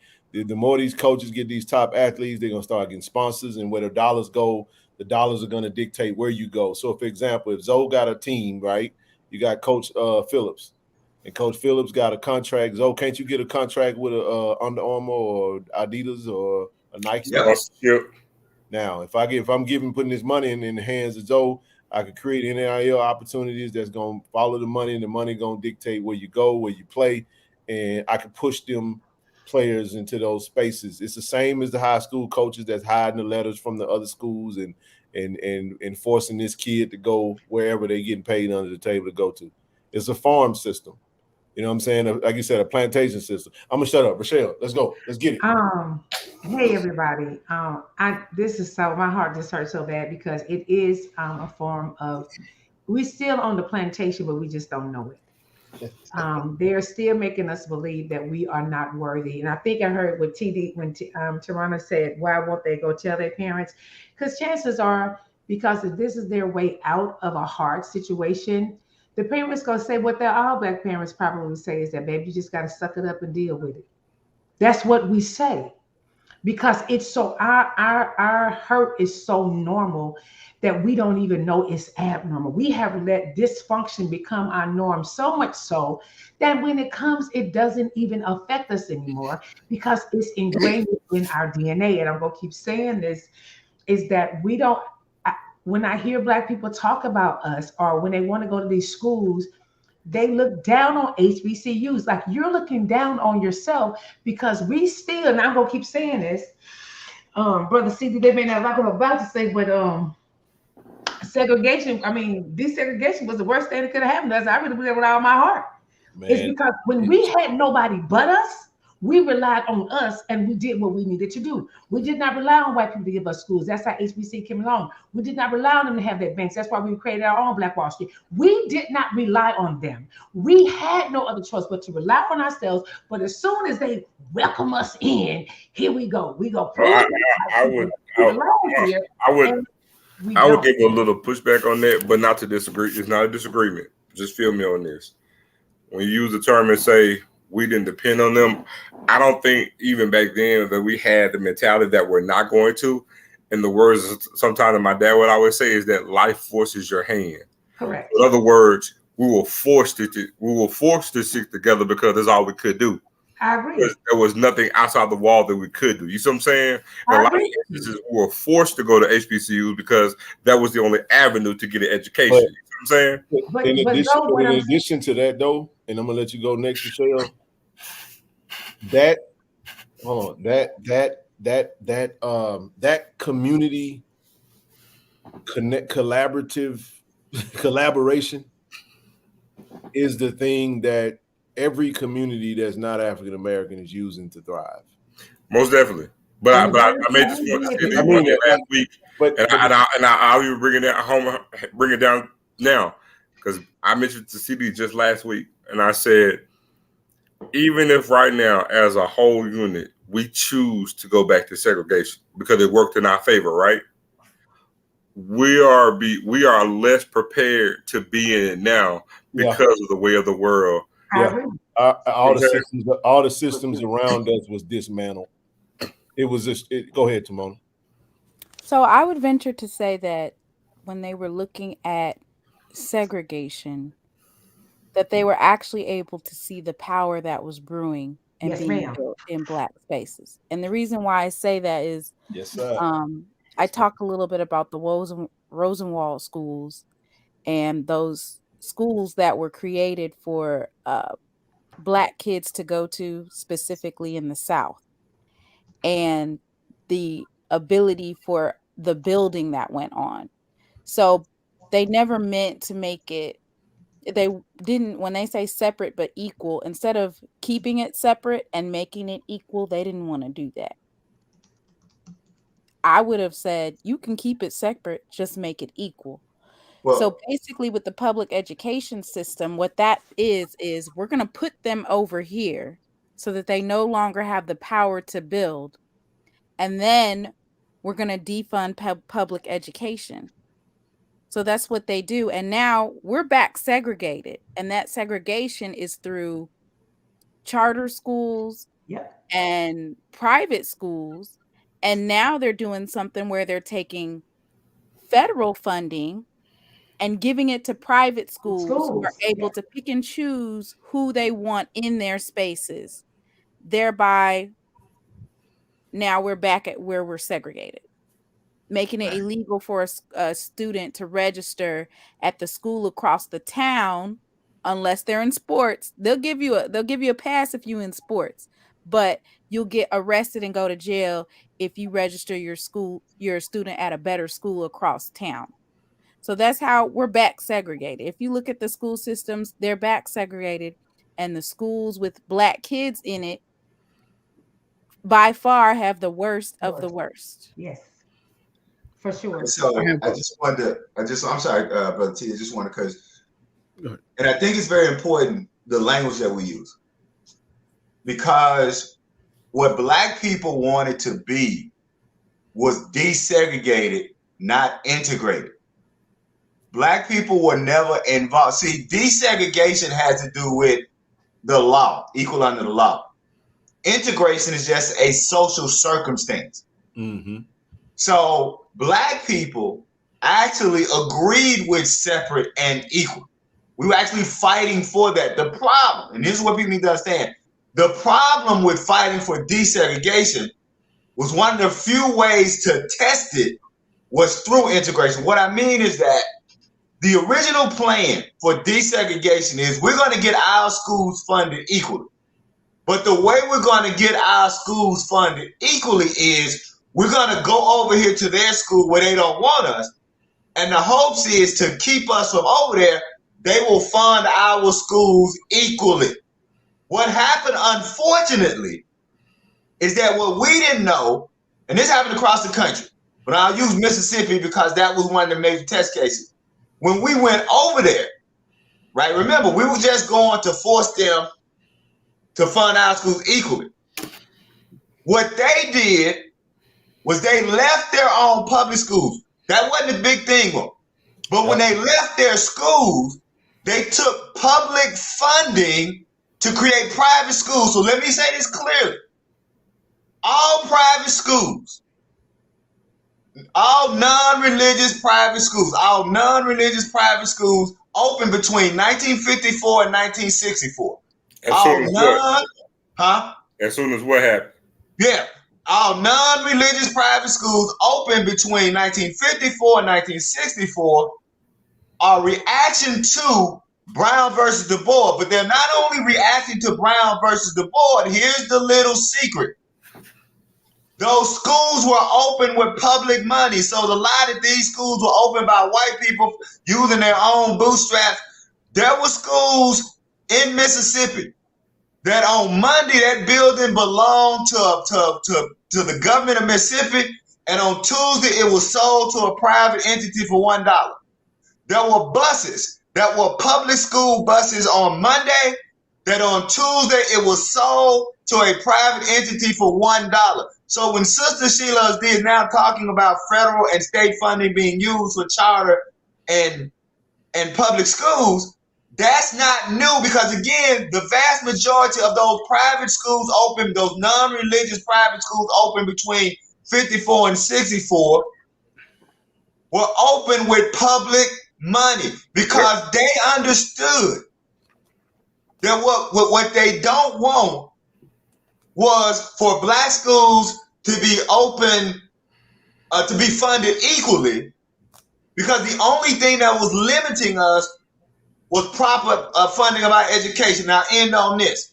And if those of you saw the newsletter, so last week, my wife, myself, and attorney Amir Badat, we testified in front of the Clinton City Hall because my wife is a political map maker. And so right now, Clinton has a 40%, Clinton is 40% Black, right? Hinds County majority Black. Clinton is one of the few, if not the only, still majority white city in Hinds County. I don't know how I ended up in Clinton. That's a whole nother discussion for another day. I was in West Jackson on Monday, woke up, I was in Clinton on Tuesday. I don't know how the hell that happened. Let's move on. So right now, so my wife, Clinton has one electable Black district. My wife drew that district. It was presented before the Department of Justice. My wife drew the map. She's now presenting a second map, right? And so the mayor of Clinton and the majority white Clinton City Council are living that there's a possibility that Clinton could get 2 electable Black districts. What I said, because we only had 3 minutes to speak, What I said was, I find it real interesting, Clinton, that your football team can be 70% black. That you can root for Cam Akers when Cam Akers won y'all a state championship, but you wouldn't want Cam Akers' parents or all these other black people who raise these children and play football for y'all to be on y'all city hall. You could want the Clinton High School basketball team to be 90% black, but you don't want your city council. And so I'm bringing that up for a point. Clinton actually is large enough now to have 2 school districts. But I give Clinton this. They did their racism smart. People say, what you mean they did their racism smart? With Brother TD, I believe in giving the devil his due. Because if we don't give the devil his due, we'll never be prepared to fight against the devil. What Clinton understood is that if they would have went to 2 districts, because Clinton, again, they have enough population now to have 2 school districts, they understood that the way the people in Clinton live, that school district was going to be all black on one side, all white on one side, and them state championships that them white folks in Clinton love so much was going to go away. But what's sad is that they see that. The white people see our value, we don't see our value. And as long as white people see our value and we don't see our value, that's why I say it's going to take at least 5 to 7 years before you even see a real swing of African Americans. And I'll say this and I'll end on this. And I know some people are going to be mad at me. Y'all know I mostly frequent this platform, right? The only other, quote, HBCU platforms I frequent is She Love Thee and Doc Holliday. I don't frequent anybody else's platform. I don't go to any other school platform. But here's something we have to stop doing. So you guys who have HBCU platforms, y'all can't be mad at black parents sending their children to PWIs when y'all on y'all HBCU platform discussing PWIs. I tuned in to hear y'all talk about HBCUs. Why are y'all talking about PWIs? Y'all talking about PWIs on your own platform are sending a message that PWIs are greater than HBCU, so we had to discuss them on our own platform. Yep. So until we love ourselves enough to celebrate us in all things, we can't point our finger at other black folk who are running the PWIs when we celebrating PWIs on our own HBCU platforms. I'll shut up. This is what I wanted to say. A couple things I have written down here. We talk about the black players, coming back to HBCUs and stuff like that. Here's the question that I have for Zoki and the whole panel. Even now, how many of those 4 or 5-star athletes really know about HBCUs? That's why this platform, one of the reasons this platform would be up for exposure. So a lot of time I guess a lot of those kids and their parents decide to go that route because they're not familiar with HBCUs. I totally disagree. I totally disagree. No. Hold. Let me say because you'll be surprised. Even if they heard that exposure, the television, we're getting there now. Where we're getting to exposure, and where more kids are starting to notice us and want to come play, so they feel like they can get on television, so they feel like they can get more of their exposure. It's not even television. I'm gonna be honest. I'm gonna cut the shit. I'm sorry. It ain't that. What is they sell you that? That's BS. The parents do more harm than the kids. Yep. Mm-hmm. The parents don't want their kids going to HBCUs because I'm gonna say it again. Y'all heard me say it a million times. Black people devalue black things. Yes, sir. I've seen it growing up. With my own two eyes. One of my best friends, his dad went to Jack State, and he made sure to tell my friend, "Ain't no one here you going to Jack State. Mississippi State is better than Jack State." I was like, "How so?" It was like, "Yeah," because I was like, "It's ludicrous."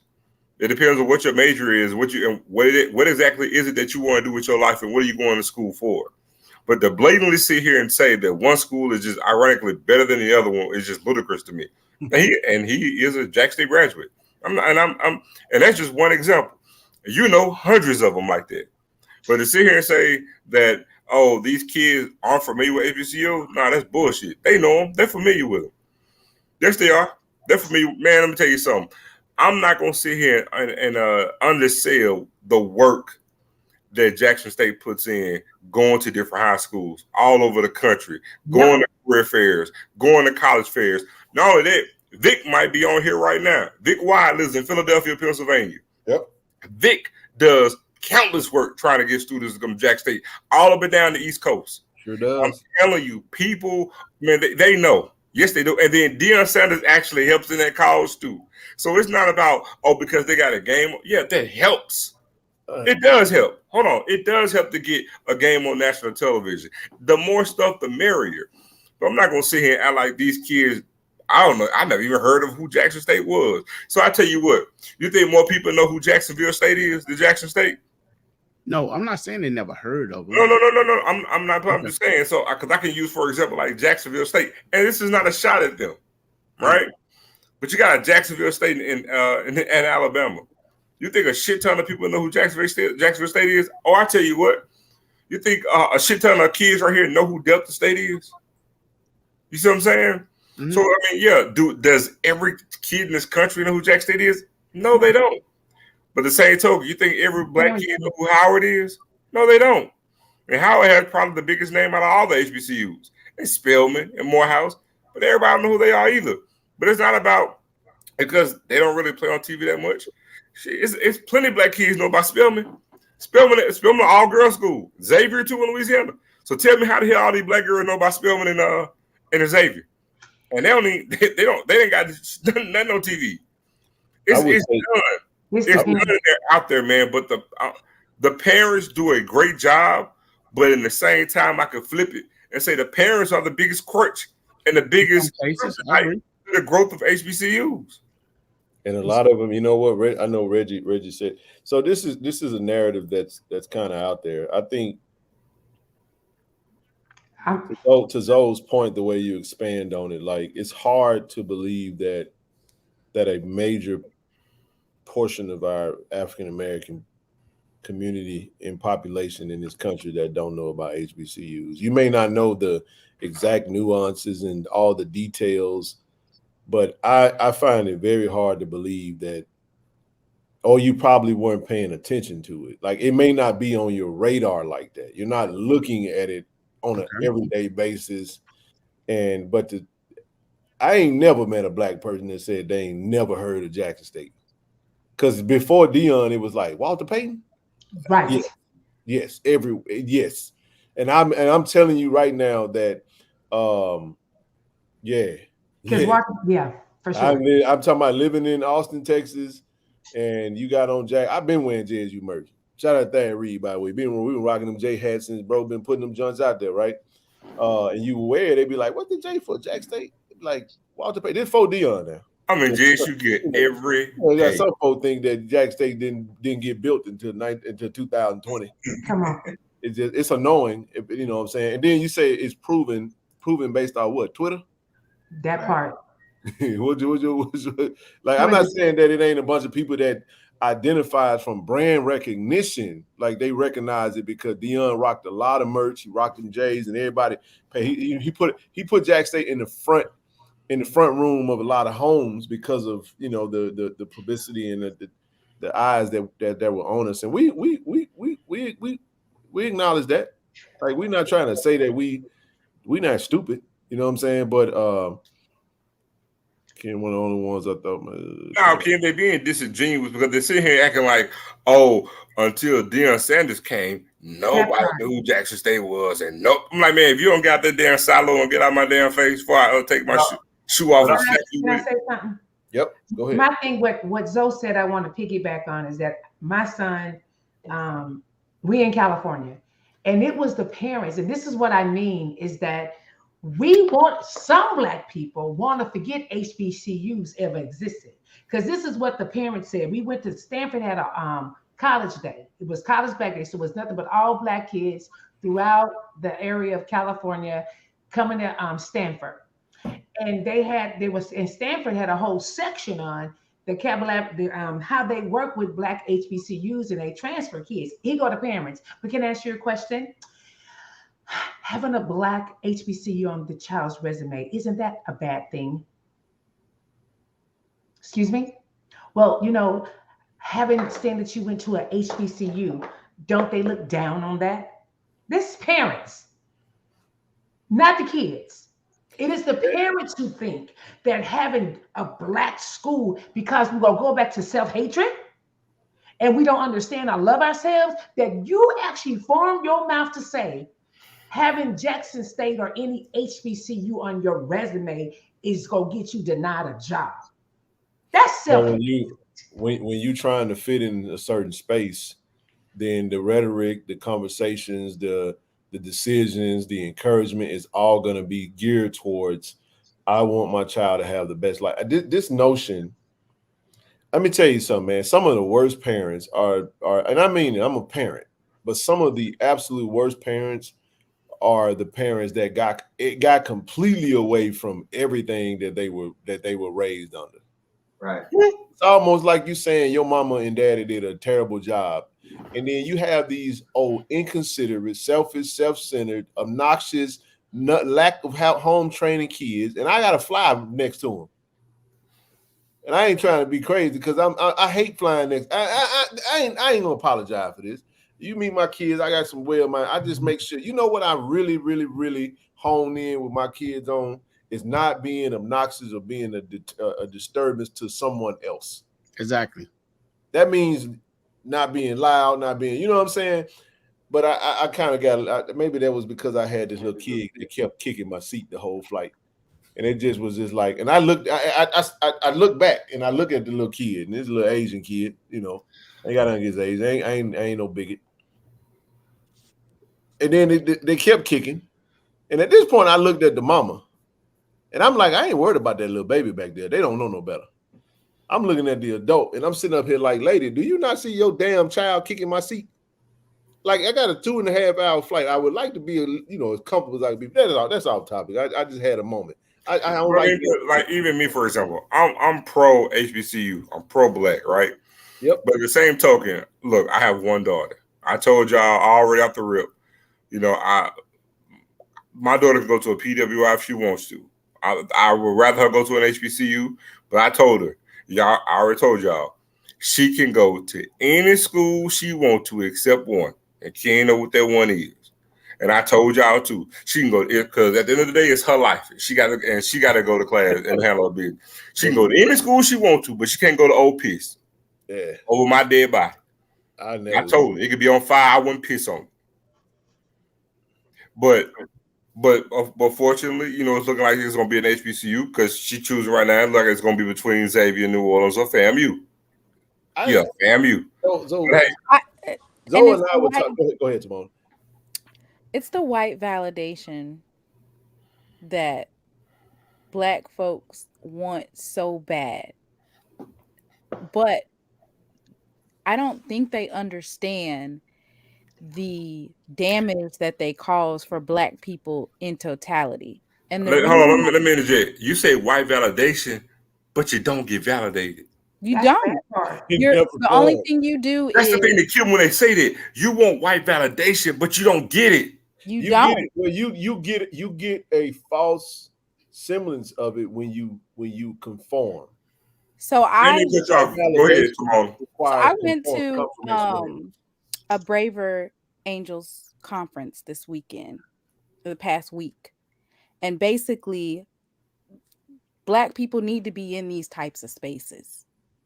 You have to be in the spaces because you need to know what it is they're talking about, what it is that the policies that they're pushing, and what they're thinking in their head.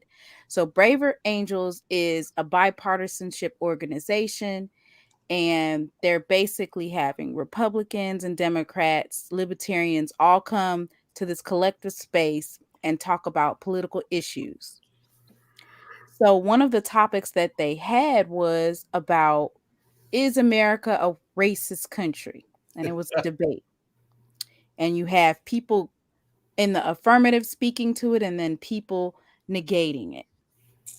The worst thing that I could see, to the point where after I did my speech and they came up and spoke, and I was almost in tears because there was a Black man who got up there and he basically said, racism is a social construct. After I've went out and eloquently, one by one, talked about how it's systematically embedded in our country, from subprime loans and mortgages that pushed us back even further. We had to get,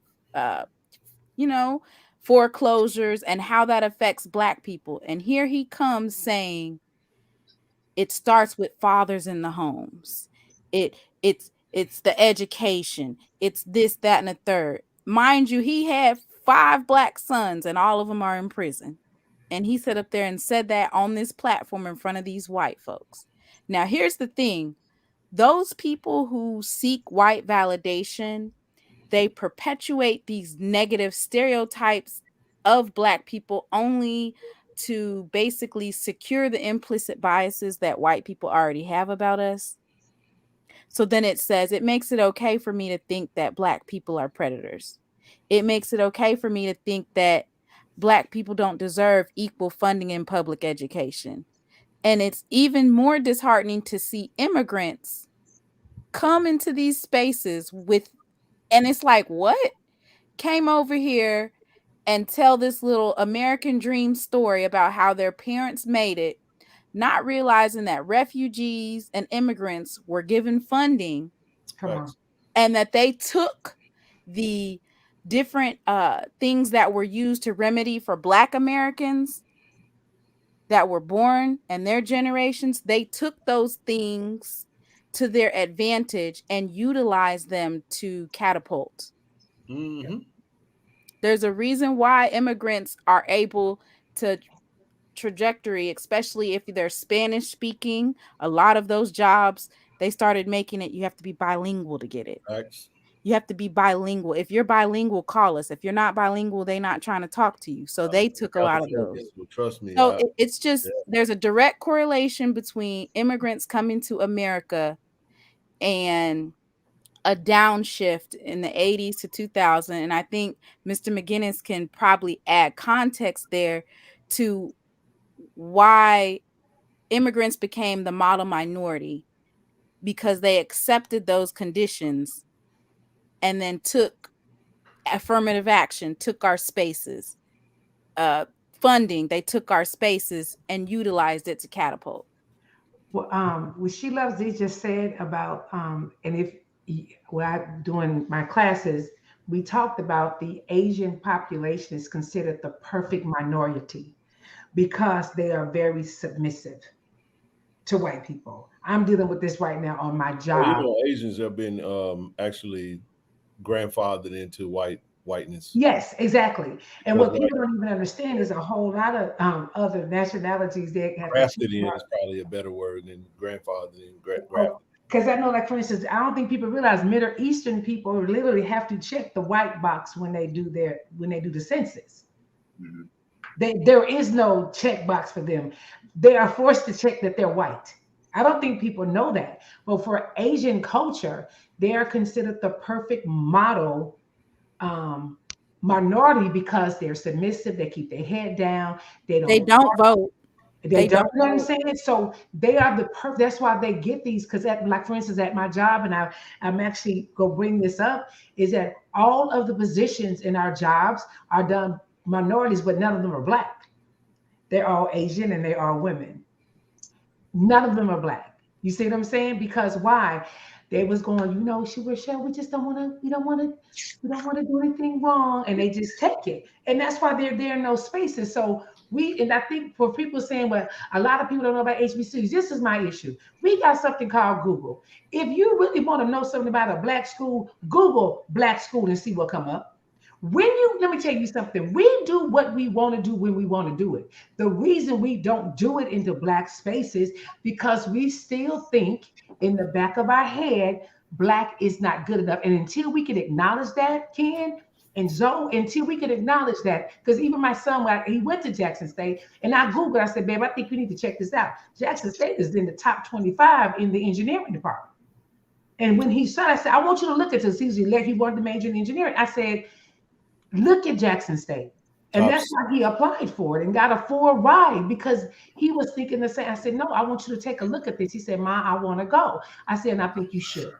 And he trusted me. He come back and tell anybody the best decision he ever made was going to Jackson State. He said, I've never seen that many Black people that look like me. The issue is, I know y'all can sit here and say, like I'll say, Black people value Black things. Or say we feel like Black stuff ain't good enough. We hear it all the time, right? It's not good enough. Well, the thing that kills me is, if it wasn't good enough 10 years ago, or not good enough 20 years ago, at what point are y'all gonna make it good enough? See, that's the problem. Even if we all come to agreement and say, okay, it's not good enough. Well, damn it, when we gonna make it good enough then? If it ain't good enough for you, what are you gonna do? That's a great point. That's a great point. Yeah, because that right there, if you care enough to change it, do you see what I'm saying? Yeah. But and the reason why, because subconsciously, we're like, we don't want it to be good enough. That part, though. That's the problem that's going over everybody's head. That's why it's like there's no point even having a discussion, because it's like you don't want it to be good enough. You want it to be lower than low. And I ain't talking about all the other races. I'm talking about Black vote. If you're not part of the solution, you're part of the problem.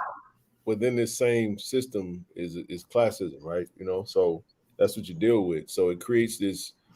There's a big wealth gap, obviously.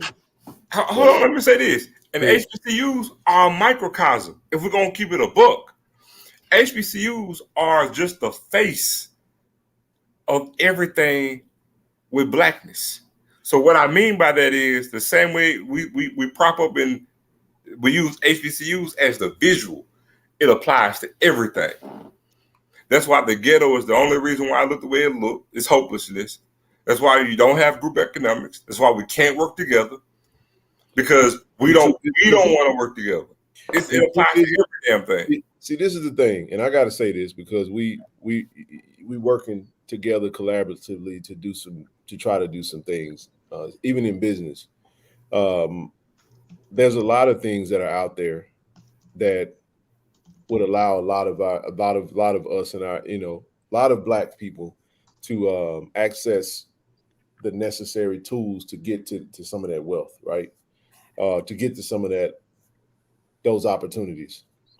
Unfortunately, many of us in our, many of our own will get the answers to the test, and we'll withhold them.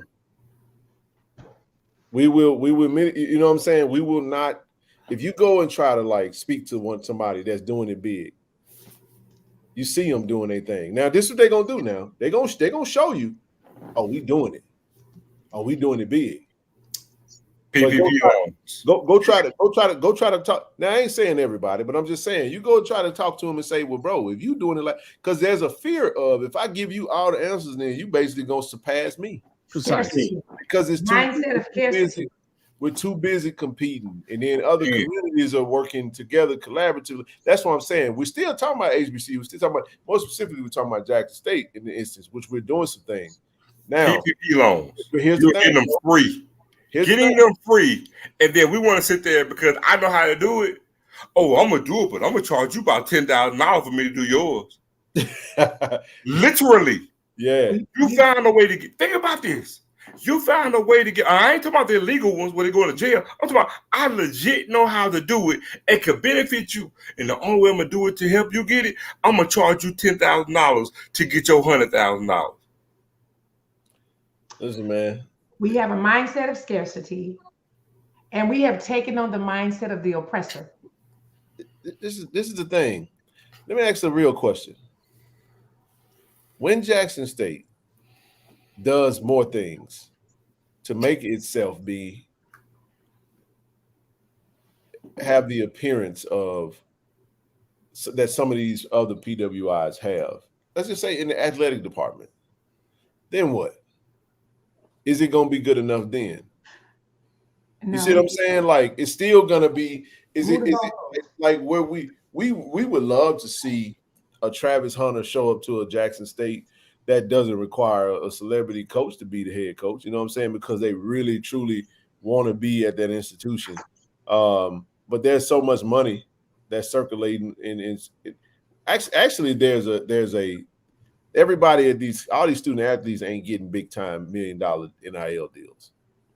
Some of these kids are leaving for pennies on a dollar because anything that would entice them to go. Some of them are going just for the heck of the opportunity because they feel like we had some players that was at Jackson State, and I don't care if they see it or feel some type of way about it, that went to like lower tier, you know what I'm saying, FBS schools just because that was just in their mind a level up. You know what I'm saying? So it's so much, man, that you can so many directions you can go in it. But I'm just saying, in this type of conversation, what we really, because that goes back to what TD was asking, like what's the end game for this? It's not, because can't think about it. When we raised the $50,000, instead of other black people celebrating us, we had some stuff. Now I mean, we had, you know what I'm saying? That was definitely a sector. But it was a section of people still saying what we did, watch this, is not good enough. We are constantly moving the goalposts, and versus we like this. Anybody, hey, call us. We want to help out for yours. Huh? Where'd they say it at? Where? Like, what was they saying it at? Of course, on social media. No, I'm saying, where else? Well, I'm in California. They were saying it on YouTube. Oh, definitely. That's what I said, social media. Well, here's the question I ask. What are you doing? Because you can't be in the same space that we in and not be doing what we doing and say it ain't worth a damn. You can't do that. You can't do that. No, what you're really doing is you're really creating you're really making yourself look like you ain't doing nothing but leeching to eat. We're working to just stand by. I can't say nothing. Just watch and see. I'm gonna can I cuss? I'm gonna fuck y'all up, man. When we reveal this, when y'all see what we working about, why we did what we did, it's gonna be a gut punch. I'm telling you, man. I'm not even BSing. I'm not BSing, man. I don't care. And I'm gonna tell you something. It's gonna be more hate from coming. This conversation is very relevant to why we talk. That's why I can't. I want to speed it up and get. You know what I'm saying? Because I'm like, now it's gonna be some real hating. But that ain't where you stopping at. Because Zoe and I, Zoe, we can't talk about what we really trying to do. I'm gonna show y'all something. Y'all think I be bullshit. I ain't BSing. I got about 30 photos. I got a photo of every one of them shotgun houses that's around the corner, around Jackson State right now. And I'm gonna just leave it right there. I'm telling you, because this is what I know. There's one thing that black people really and truly like own, like, and that's the culture, the HBCU culture. That's why it's a sacred culture. You take. Look, I'm gonna say this since you said that. Go ahead. I'm gonna say this. Ken and I have a partnership in more ways than one. Yep. And with the help of you guys, you know, we did the incentive for the football program that'll be revealed to you guys next month. But when I tell you we haven't scratched the surface of what we're going to do in regards to changing the trajectory of Jackson, Mississippi, it's going to blow y'all damn mind. And I mean that literally. Because we ain't just walking it. We ain't just talking it, we walking it. And I'm talking about you're going to see tangible change in the city of Jackson, Mississippi by way of the two faces you see at the top of your screen.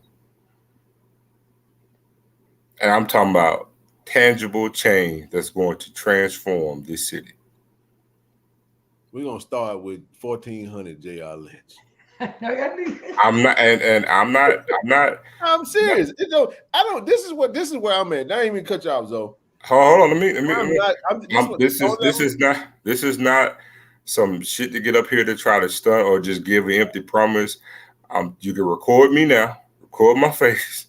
I'm telling you, you're going to see tangible change in the city of Jackson that even Lee, that you have not seen since you've been alive by black men or black people in the city of Jackson. You're going to see done by these two men at the top of this screen.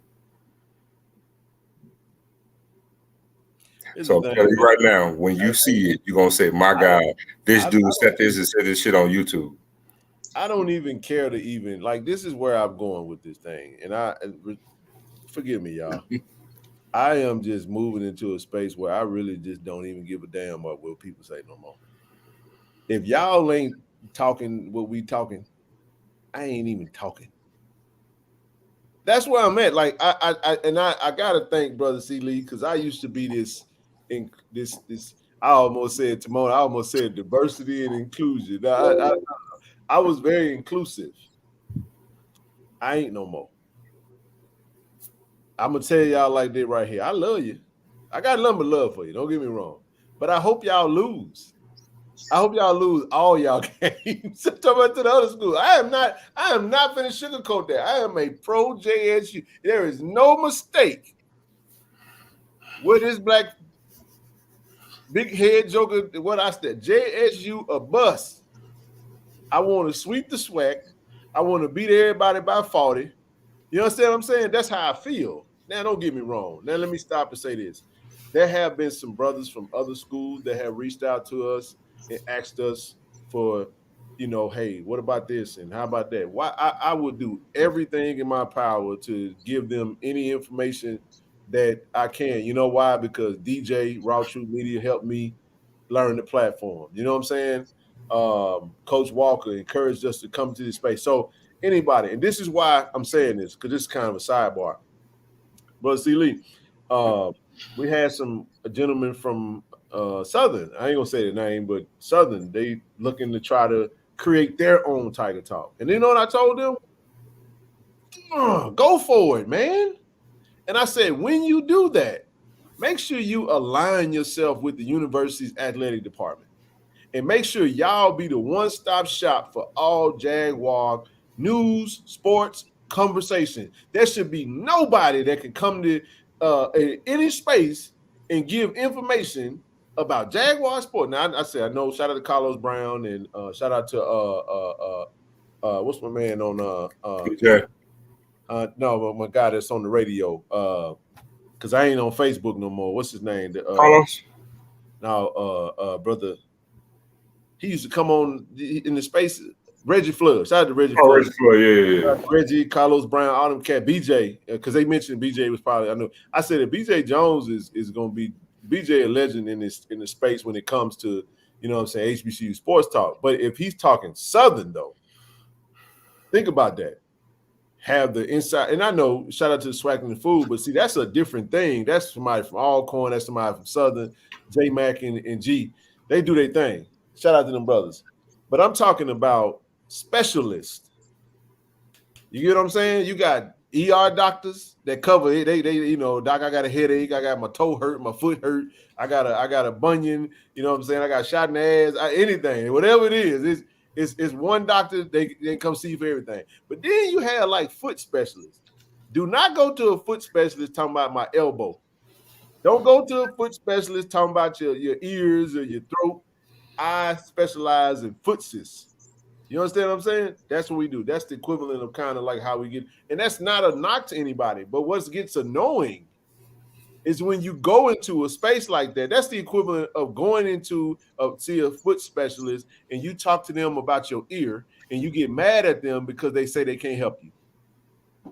I told you before you got inside my establishment, the door said foot specialist. If you ain't in here to look and talk about footses, you're in the wrong place. You know what I'm saying? So I ain't gonna go as far as Zoe went, because Zoe kind of put it out there. But no, we just have what happens is this, and I shut up when I say this. You tend to start looking and you start seeing opportunities. And I'm saying, listen, Jackson is prime, man, for the taking. It's endless opportunity. But you know what we'll do? We'll wait for some other culture, some other community to come in and buy everything up, and then when they go, jack the prices up, we call it gentrification, but The reality of it is that there's some things that in our lane that we want to be in where we see opportunities and we're like, you know what? Let's go for it. That was the whole purpose of doing what we're doing and try to get started. And we ain't gonna do much more talking about that. We'll just be I'm gonna say this, cause I'm gonna say this. When we started doing this, the first initiative, because this thing happened organically. We never even planned on doing this. But when I tell y'all that y'all opened my eyes and my mind eye and got me charged up realizing what I could do, it was through y'all that I realized I could do something different. And so I'm just gonna tell y'all. So be on the lookout. This ain't gonna be no top secret thing. When things come revealed, we're gonna make an announcement for the world to see or the city of Jackson to see. But we're gonna change the game. And this is gonna be outside of Jackson State, but still Jackson State gonna benefit. But I'm telling y'all, we about to change the damn game and change the very course of things in the city of Jackson. Not Metro Jackson, not Madison, not Clinton, not Byram, not Flowood, the city of Jackson. And I'm talking about, unlike what any of y'all, and there's 500 people in here, have seen, and Seeley's older than us, that he's probably even seen in his lifetime, we're going to be the change and we're going to do it. And it's going to be the first thing, and it's going to spur off some other stuff by leaps and bounds when we do it. Because anybody here who was in Jackson, you know I'm not lying. Any development you could think of, it benefits any and every other part of town, but nothing within the city of Jackson, or a certain demographic on a certain side of town in Jackson. We don't have no development coming to West Jackson or Midtown or North Jackson or South Jackson. Everything that you get is going to be north and northeast. And it's within the city of Jackson, because y'all know everything goes outside of Jackson. But what we gonna do, it's gonna be for the city of Jackson, and it's gonna be a damn game changer too. Mark my word. And I think that that's perfect what y'all are saying, because it relates to everything that was being said. And so to connect all of this, America has a twofold problem right now. All right, speak on. And the twofold problem is they are fighting, when I say America, particularly racist white folks, but they're fighting a problem that they don't know they created. And let me explain what I mean when I say they're fighting a problem that they don't know they created by connecting Major League Baseball to technology. So in the late 80s, early 90s, Major League Baseball specifically, purposely, divested, stopped investing into America's cities and started investing into the Dominican Republic and other Latin areas because, and this is a quote from David Ortiz, because as David Ortiz said, the Dominican or Latin players are more docile than the African-American players. So Major League Baseball made a specific divestment. So if you've ever followed baseball, the highlight, the apex of African-Americans in the major leagues, 70s and 80s. And then at the end of the 80s, the number of African-Americans began to decline. That was on purpose by MLB. Now watch this. Also in the late 80s, early 90s, as Bill Gates was building his platform, was building his empire, America had a problem. We did not have enough people educated properly. And so there were two plans put on the table. They could either invest in inner cities to pour money into the curriculum of inner cities, or they could simply outsource jobs to the Middle East. So when you call and you get assistance for any computer tech program, you call and get any program, and that person is not somebody who lives in America. When you call and you're trying to get assistance with your computer or anything, and it's somebody outside of America, It's because Bill Gates and the American government decided they would rather outsource those jobs to the Middle East than they would actually rather than invest money. Now, how's that a problem?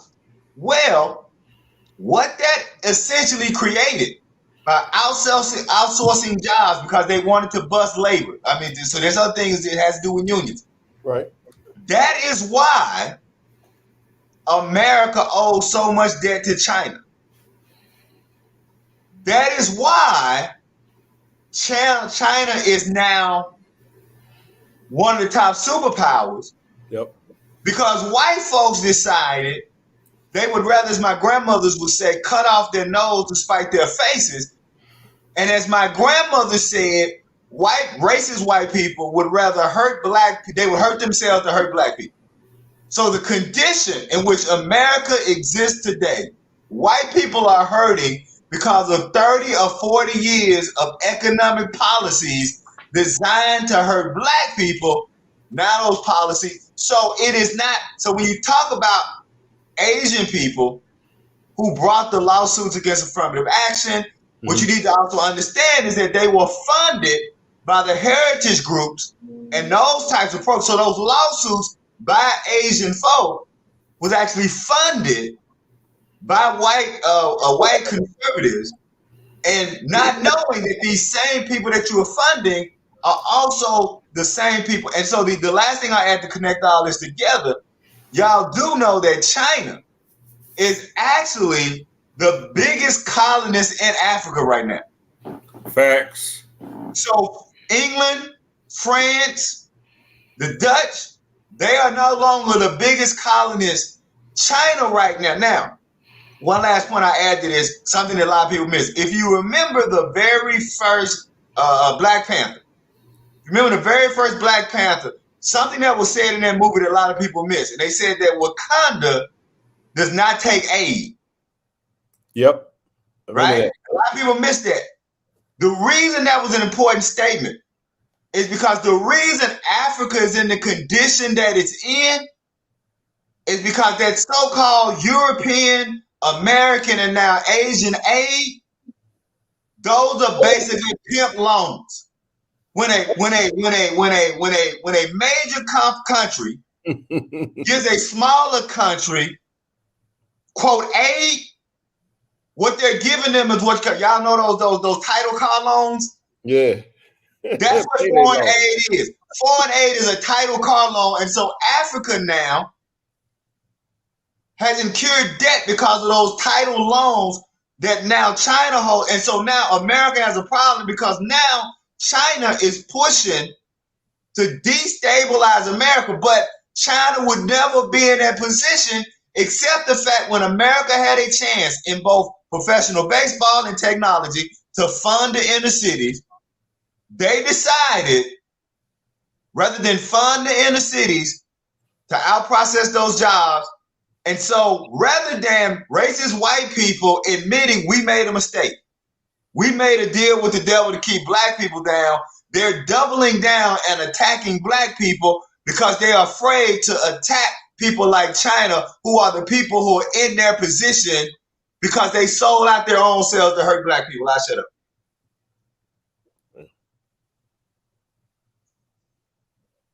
Doc, what's up, brother? Hold on. I hate to put you back. As the collection plate, what T-Lee just preached right there. The one of those things, y'all pass the collection plate. But now, I've been listening the whole time, man.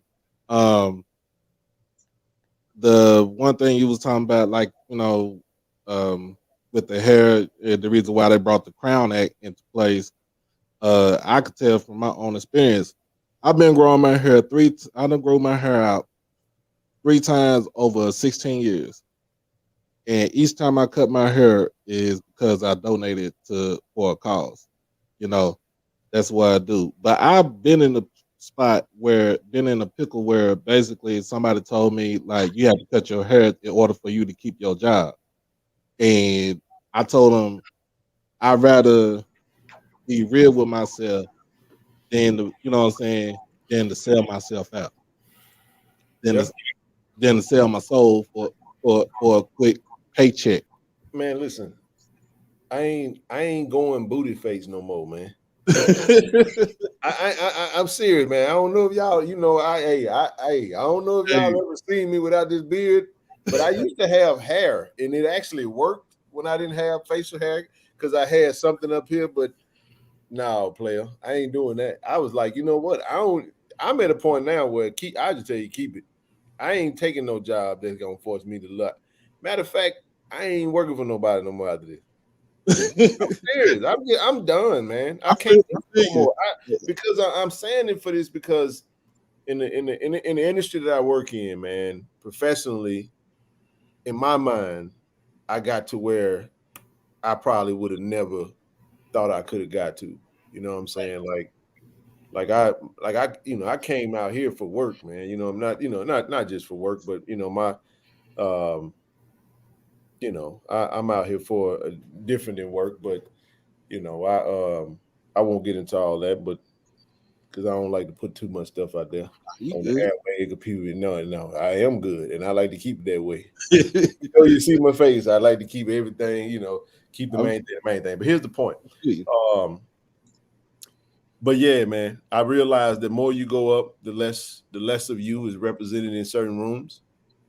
Timon talked about that, you know what I'm saying? And then it gets on the way up, you start seeing, you start dealing with these little things, these little situations that look like every space.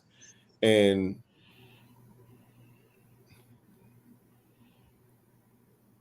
I've dealt with so much, man, because I like to say it this way: Doc tall, I'm tall, TD tall. I'm just saying, I'm gonna be a 6'3", 200-pound black dude in every room I go into. It's not gonna change. If you feel like my demeanor is what it is, and I've had people say I'm unapproachable, but I really feel like the quote that Brother James Baldwin put out is a very real quote, where he said to be relatively conscious in America as a black man, you'd be angry almost every day because people that don't understand, like nobody elects to have to deal with that shit. You understand what I'm saying? I think most would rather not, but it is what it is. You know what I'm saying? And people fear, like when you are a big dude. I saw my brother putting out some stuff on Twitter today to my buck breaking. Do you know what buck breaking is? I ain't mean, that's a real thing that happened during those times. Now buck breaking is a little different now. You know what I mean? Now they've incorporated that into what we told is that's where the Holly Weird stuff and all these different entertainers that want to go into certain levels of they whether it be singing or dance, whatever the case may be, but they have to get initiated through certain activity. But I'm just not conforming no more when it comes to that. You know what I'm saying? Like, it really needs to be about content of your character. You know what I mean? If my character isn't enough for you, because I'm not going to come in there and be disrespectful. I'm going to always come in a very professional manner. But I saw a clip of Kadeem Hardison from Different World, where he was a professor at the HBCU, and he was telling them, "Hey, man, I'm preparing you guys for something because it's way worse in the world or whatever the case may be. But look, man, you're gonna get what you see is what you get. Not gonna be obnoxious." He was saying you got to be better than good. And I'm sorry, man. I'm gonna be the best I can be in the best space that I can be, and I just have to, deal with it the best way I can. But at the end of the day, we still want to fall back to the topic of the hand in the conversation, and realize that at the end of the day, our institutions. We did a show. We did a show before Deion Sanders became our head coach. We did a show on Tiger Talk with the 1400 Club. Before there was a pregame show, when Neely and Chuck Bishop was still part of Tiger Talk, we had a whole show. It was about 5 of us talking about how HBCUs, being safe havens for African-American student athletes. We went through various different aspects You know what I'm saying? And Mike B, shout out to Mike B. He was the one that really talked about it being like a safe haven. You know what I'm saying? Because there's a lot of things that's not talked about. You know what I'm saying? On these big campuses with 20, 30, 40,000 students, not a lot of representation. And I don't care what they show you on them videos. Because when I watch them, I don't watch them that much, but when I would see them videos and I would see them student athletes that just left Jackson State that went into that predominantly white space, I see a lot of student athletes that y'all can have as many cookouts as you want. I'm not knocking it. I'm just telling you. Now you're trying to find a space that you're trying to find yourself now, because what you was heavily represented where you were. Now the edifice and the niceties, you upgraded in that space, but now you're in a space to where you trying to carve out. And what's so funny to me is that I won't even leave that alone. I'm gonna get in trouble if I say that. I'm gonna leave that all the way alone, because I'm seeing something that just I gotta leave that alone. I gotta leave that alone. Tap in on just to follow up with the buck breaking that you're speaking of. Yeah. Not saying any names, you can read between lines. If you can make your strongest athlete or your strongest Black man be complicit in sharing a narrative of this basically dumb athlete but strong, because that's what the premise is in sports, that Black athletes aren't smart, but they're athletic. So if you can get that same type of psychological assessment out of strong Black men who represent the culture, and you perpetuate that in not just Black spaces, but all over the world, think about what type of damage you're doing. We see the buck breaking with the quarterback that spoke out and said that the NFL is modern day slavery, and he was kneeling, and they were going to try to break him. You don't see nobody else getting out of line, do you? You're not going to see no other NFL player get out of line. They basically, when that whole debacle went about kneeling, and that was an example of buck breaking. Mm-hmm. Another in the NBA, we had an NBA player, Kyrie Irving. Yep. It's an example of buck breaking. Mm-hmm. Do not hit against the system, basically. Yep. That's it. It's basically like, to me, with buck breaking is basically like you saying, like, okay, we're capping it. Yeah. We put this, you know what I'm talking about, in his place. Now I dare either one of y'all go and do the same thing that he did, as far as kneeling, you know what I'm saying, stuff like that. But like you said, it was right. I'm gonna be real honest with you. The NFL is, it's modern day slavery.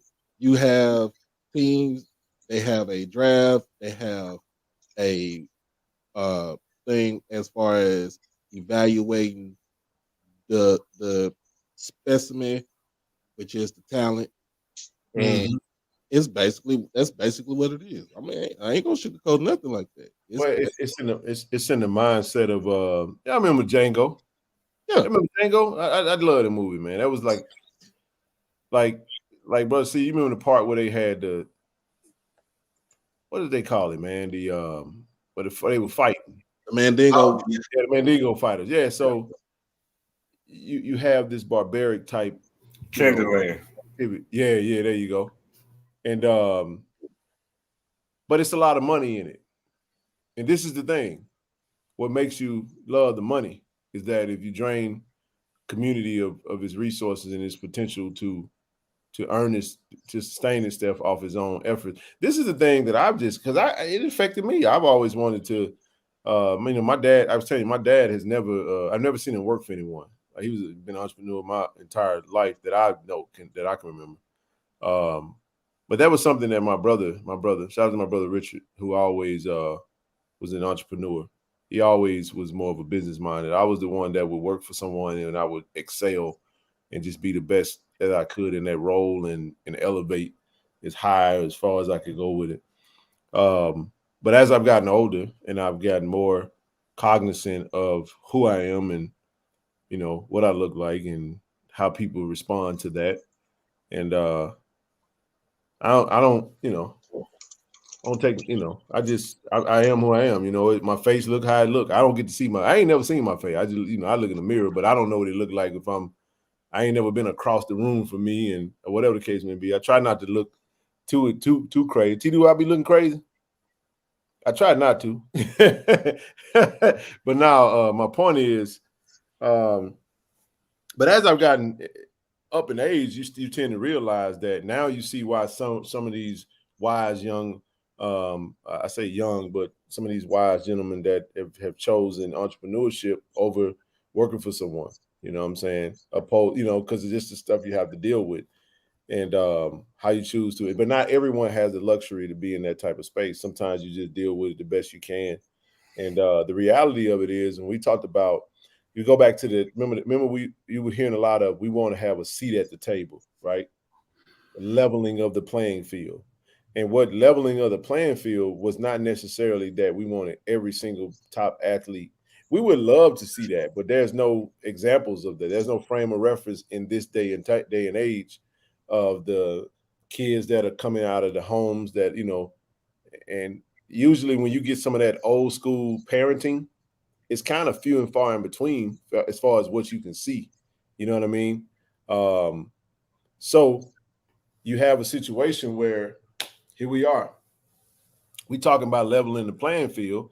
We talking about our that J hat sitting on the table with these other schools, and then here comes NIL being introduced. And this is what's crazy about it. You find yourself all these years, you got Ed O'Bannon fighting for, you know, college athletes to be able to make money.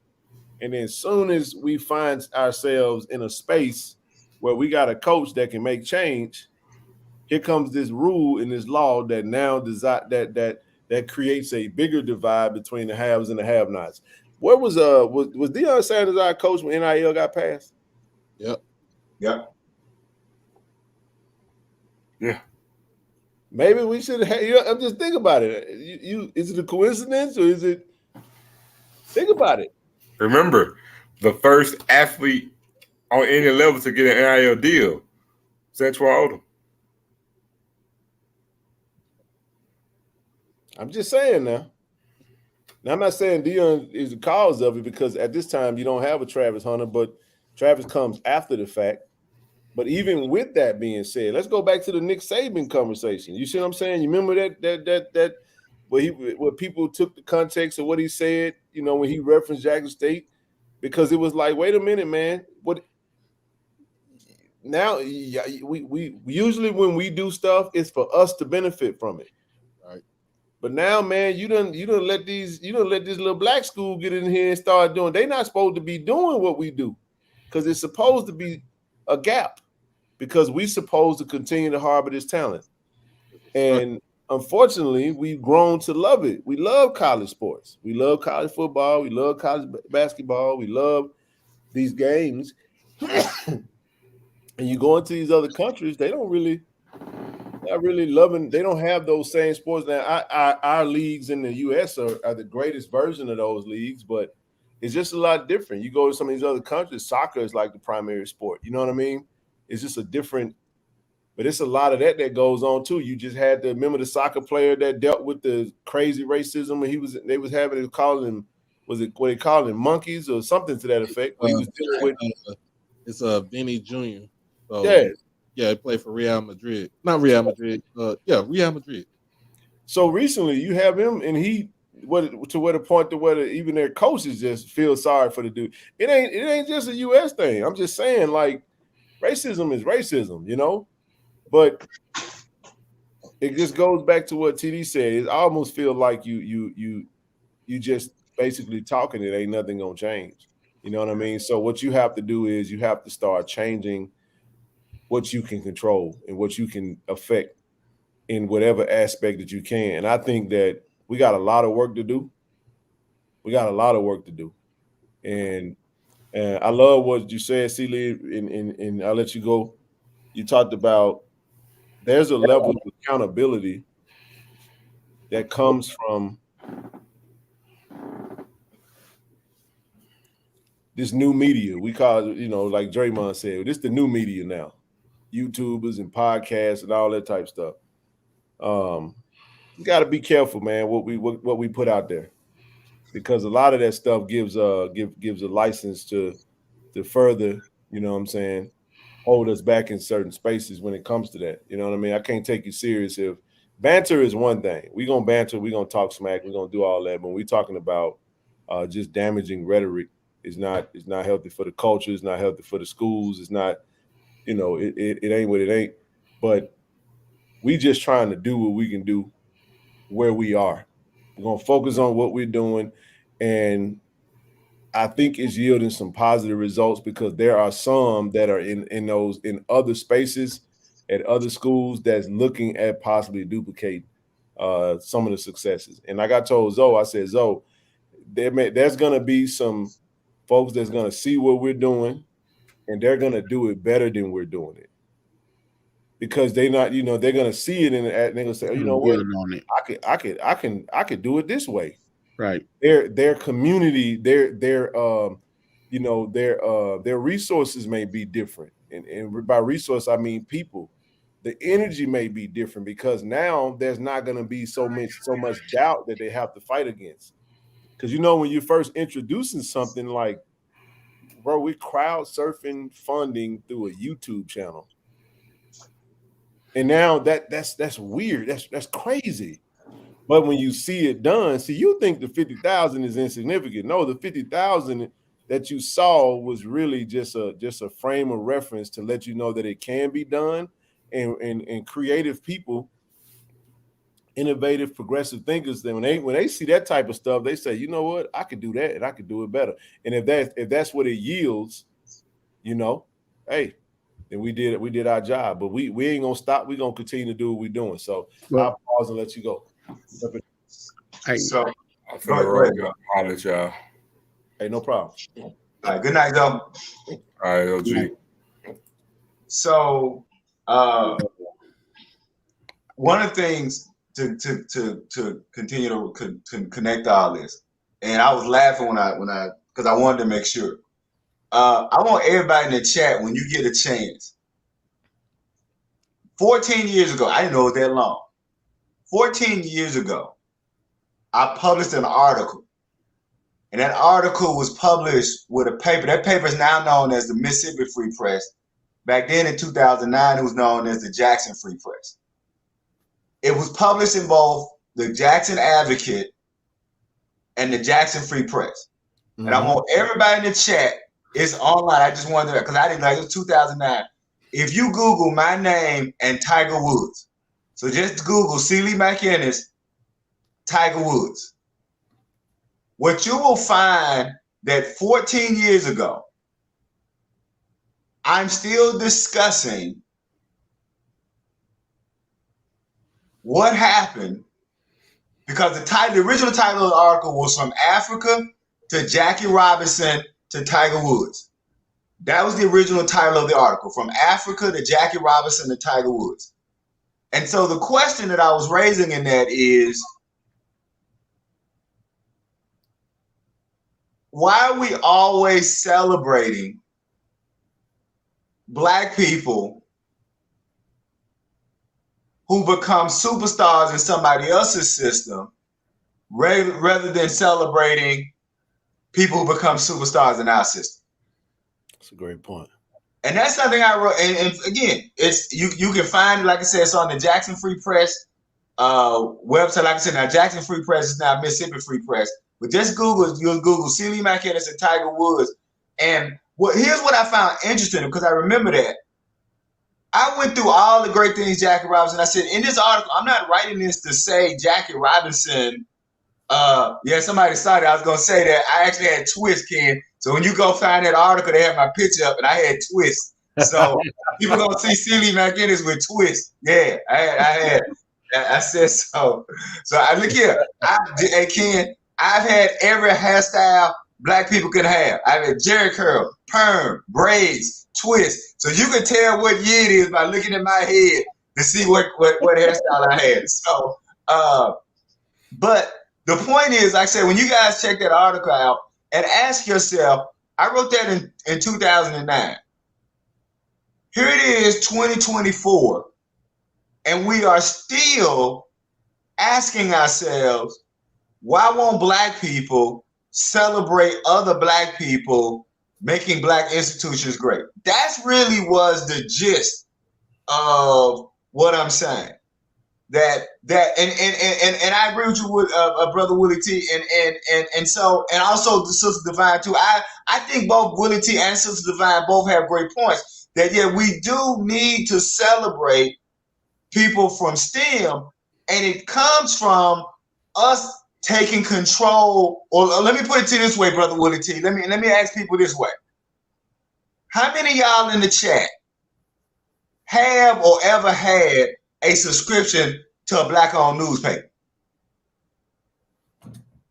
Because the problem is we'll have subscriptions to white media, but we won't have subscriptions to black media, and then we'll complain that black media not doing a good enough job.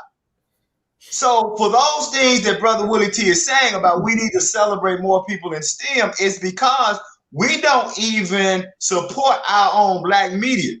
Like, how many black people in the city of Jackson actually has a subscription to the Jackson Advocate? Because it goes back to something that Zoe said. You can say that whatever this black institution is may not be doing what you think it should be, but are you investing in it? Right.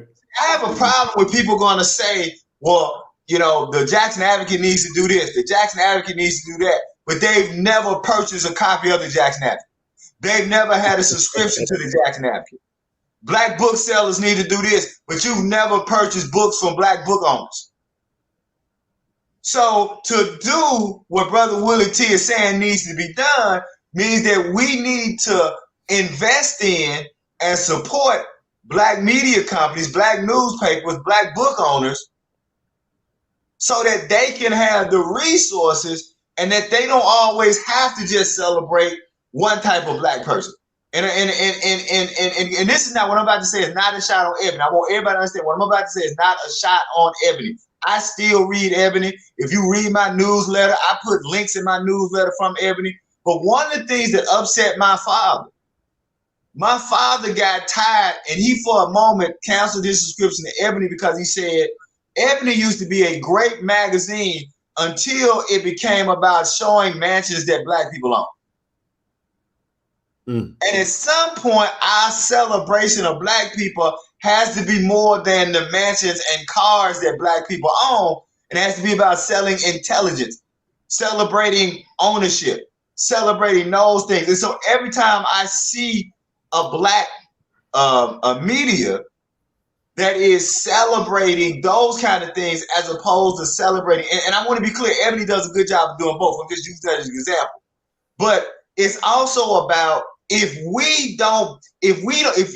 you right now are saying you want a certain type of content, but you don't have a subscription to a black newspaper, are you really serious about wanting to see that kind of content?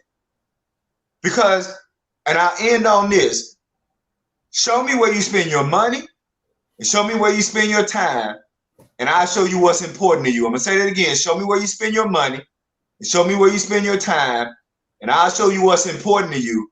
And I set up. That's it. Hey, again, I wanted to say, this a minute ago before Zoe got off. It's definitely taking the action. It's definitely going to take the action that you guys are making and putting forth towards the school and towards the city to get to that. At least head down that road to get to that. I don't know if we ever get to the end result, but at least make the road smoother. And with that being said, it also take help, from let's say like people who comes from the community, absolutely, who make it. Just say like we put a couple of people in the NBA, national baseball, NFL, whatever, when they make it to their plateau, no one is obligated to do anything. Right. If they reach back down and pull up and start putting more and put those things in the spotlight and constantly build, at least we'll head down the right path. The end result, it's so far down the road to let's just travel in the light that we can see. I think what we're gonna have to do is you got to create a new system, and what I mean by that is it's gonna have to be something that's organically built, and well, you got to be intentionally. It's got to be intentionally built.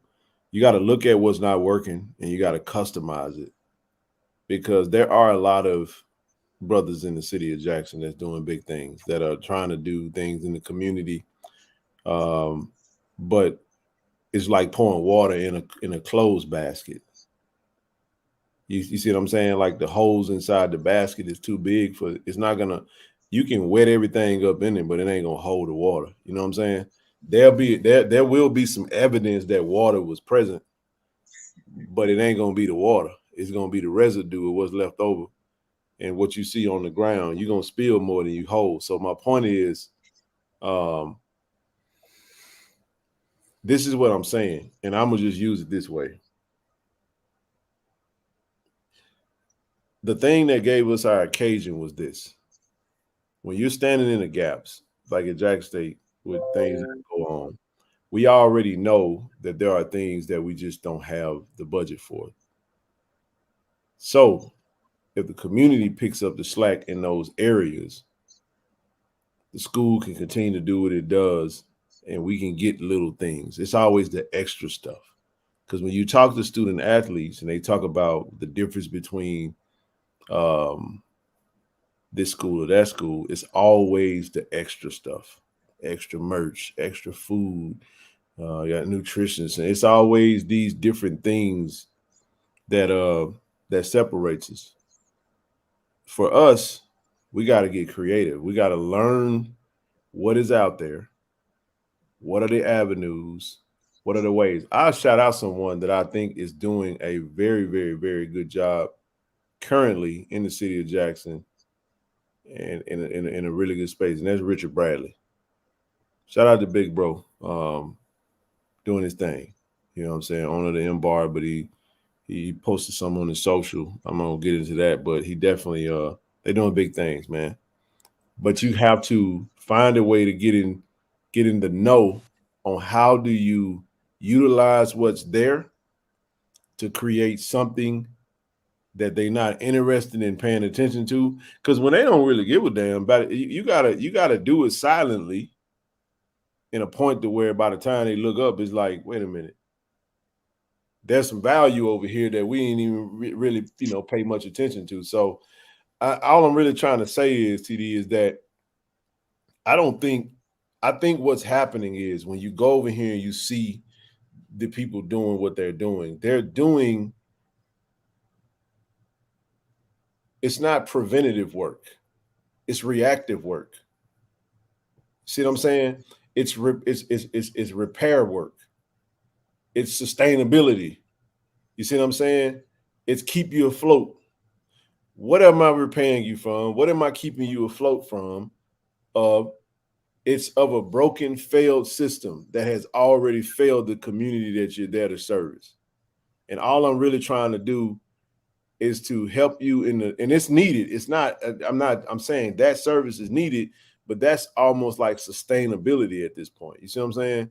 I'm just giving you a little something to sustain you, but it's not gonna catapult anyone in that community to that next level unless, if the emphasis is survival, then okay, if you live long enough, the objective is that you live long enough to get to a point where you can choose a white space that's going to allow you more opportunities that could possibly lead to money to get you out of this very situation that you're in.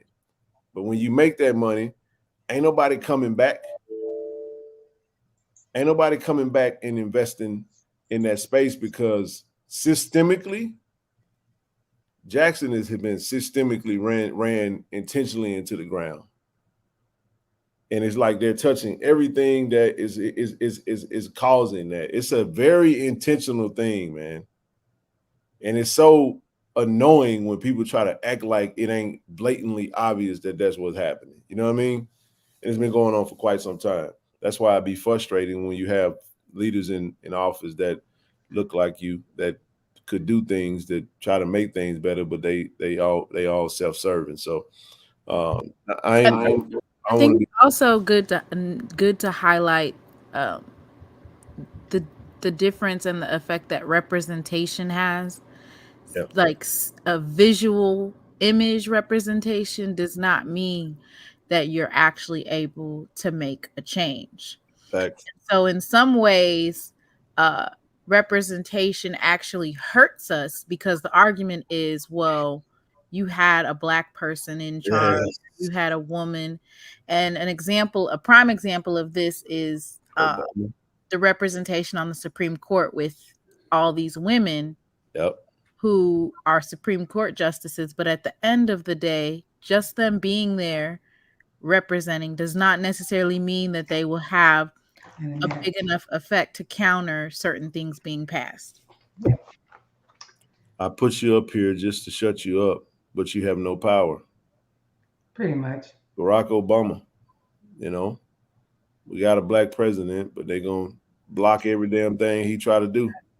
And that's what harmed us and pushed us back probably even more when they saw that. The argument is, well, you have a Black president, you have a Black vice president, so you're no longer oppressed.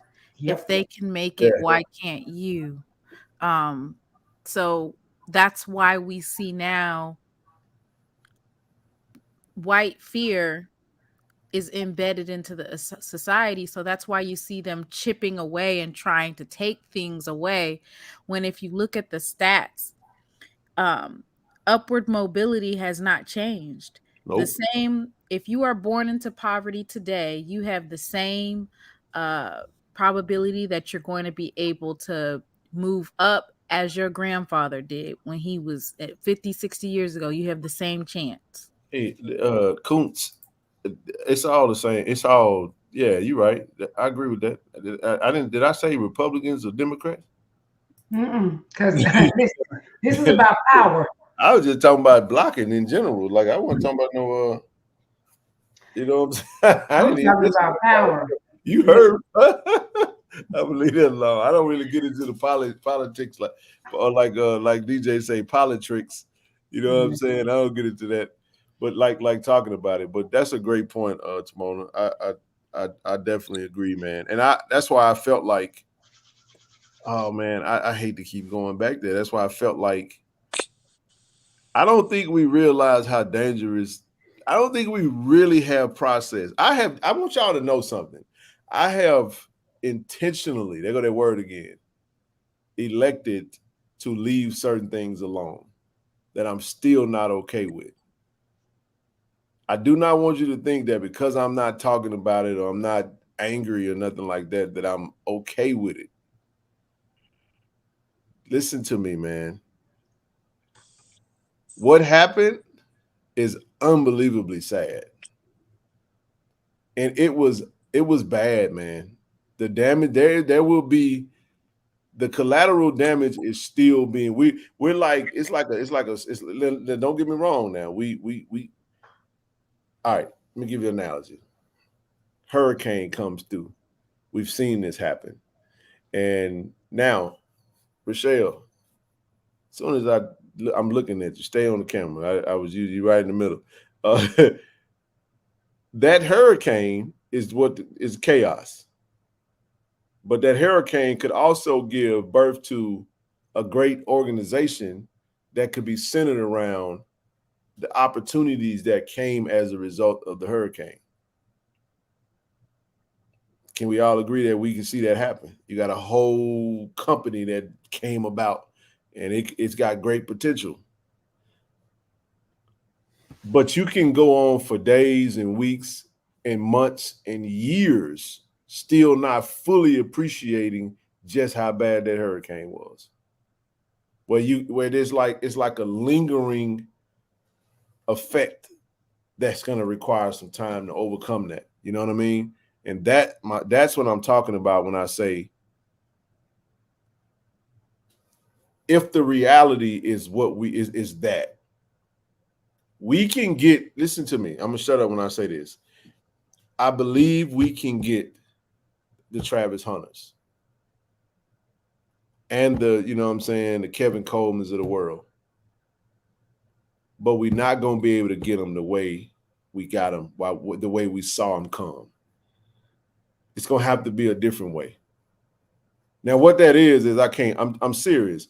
And it may, listen to me, man, it may have to get worse before it get better. Because if it gets better, then there's a potential that the things can kind of go back to the norm.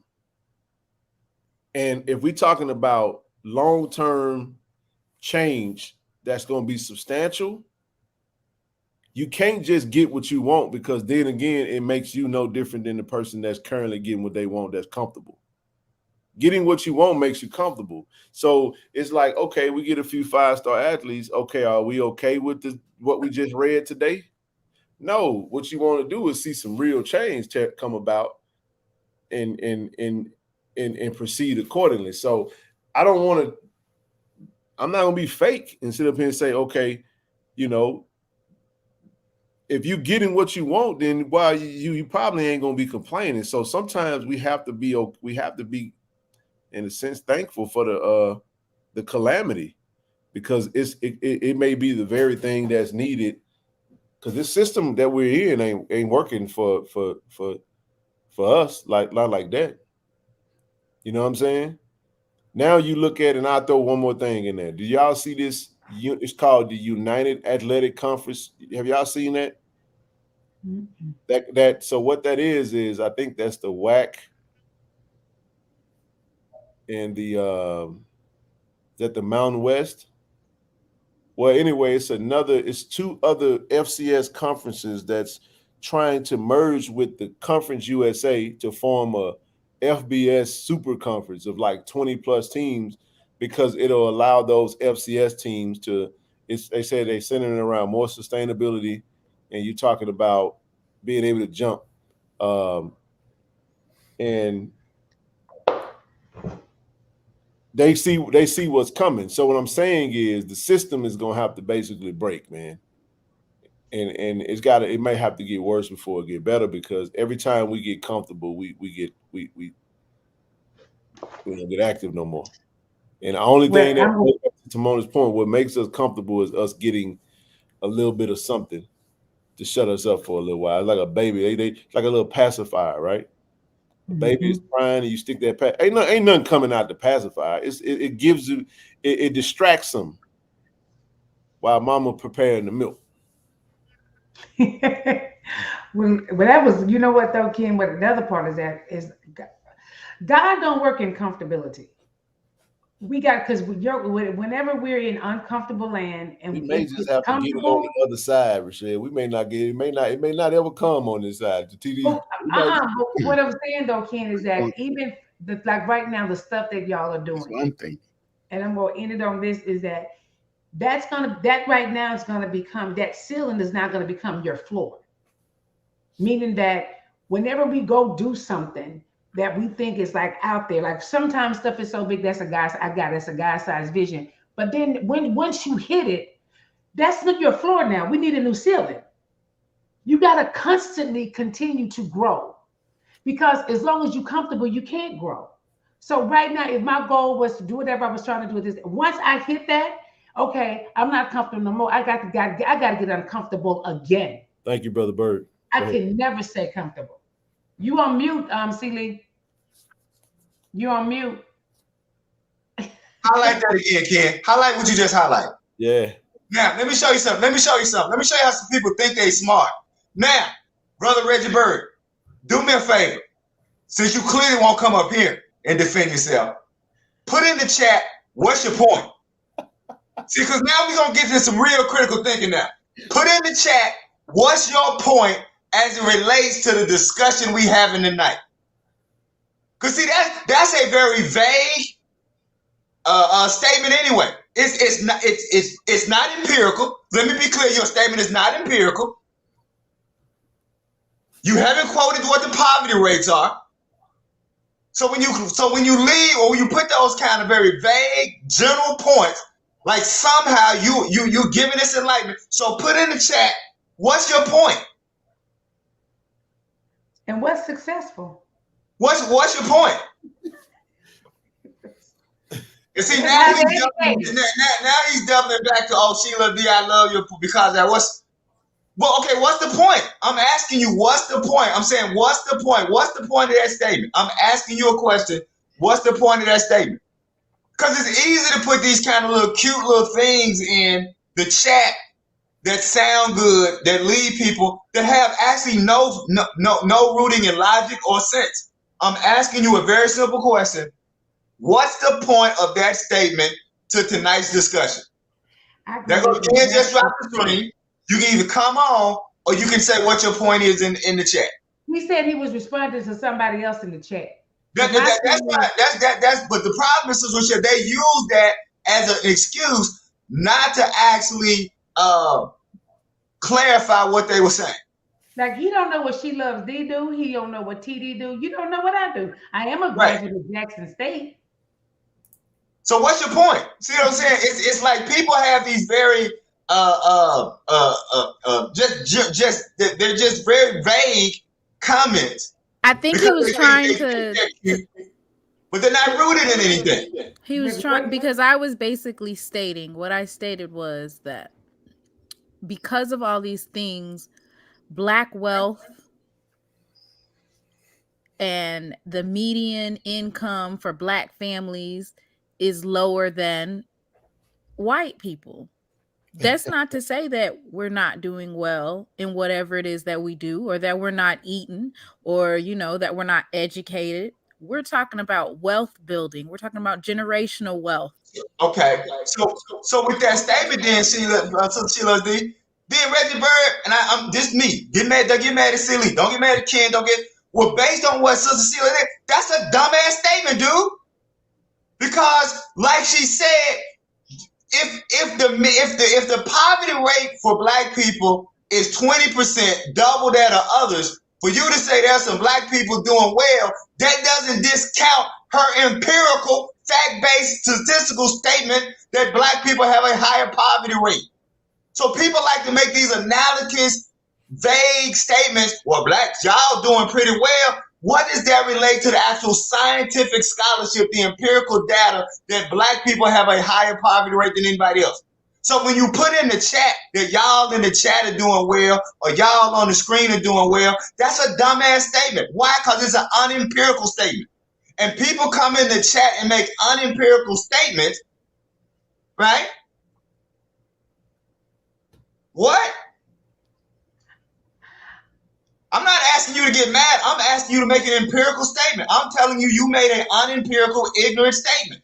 Can you justify your statement based on actual empirical facts? Yes or no? No, he can't, because he ain't got the statement. Exactly. So we'll move on. So now you're backtracking and double talking. All right, we good. We good. So here's the thing. Like, no. Like, mute. This is the thing, and this is the thing we have to be like extremely like straight up about. When you create, in order for racism is not what it used to be like that. Okay. It used to be a point in time where you still find these elements, these situations where you get these racist, bigoted people that may act out and say some things, and people pull their camera phones out and they expose them, right? Or they may say some stuff, right? And like you may see that every so often. But I think we all can agree that when we talk about racism, it's systemic. It's policy. It's a system that's been put in place to now ingrained within that system. There is an opportunity that allows the very people that are oppressed, the very people that this system marginalizes or holds back, it does allow some people from that community to thrive within that space. And by thrive, I mean financially, because it is you're in a capitalistic society. It's capitalism going on at the same time. So if you got a product or you got a skill, you can make a quality living, but it does not take away from the fact that you can be a millionaire, you can be a trillionaire, billionaire, whatever, and still deal with some of the same things that is stemmed from racism, right? You can still be profiled. You can still be those types of things. I'm just saying, like, so to that point, I'm assuming it's dangerous. Man, it's dangerous, man. You gotta be careful with that. You have to be careful with that, because it's almost like when you insinuate that someone is doing well, it's almost like you just said, it's almost like you're trying to say that because you're doing it, then that doesn't exist. And I'm gonna say it like this right here. That is a extremely self-centered thought process, because you cannot deny that something exists or something is what it is just because one person or even you might be the one that's not representative of that example. Don't mean that it don't go on, and that doesn't mean that it's not vast majority of that. You know what I'm saying? Like, I worked in a space where I went in. I used to have to go into this environment that was very, very, very. I talked about that when I was working with Coca-Cola. Remember, I talked about I went into the little town. Man, that was an extremely little racist town, man. But I knew how to just be professional when I go in there, and I was the one Negro that was in the store. And I sat there and listened to that man, and it was pointless for me to tell Mr. Jesse from Hazelhurst, Mississippi, that was all the way in Spicewood, Texas, that wanted to tell me how much he hated Obama and loved Herman McCain or whoever them people was he was talking to. I used to just listen, like, oh yeah, oh okay, I hear you. I didn't participate, but I just wanted to get my order and get the hell out of that store, man. You know what I'm saying? So at the end of the day, that's the type of stuff we got to deal with, man. You know, but we make these points.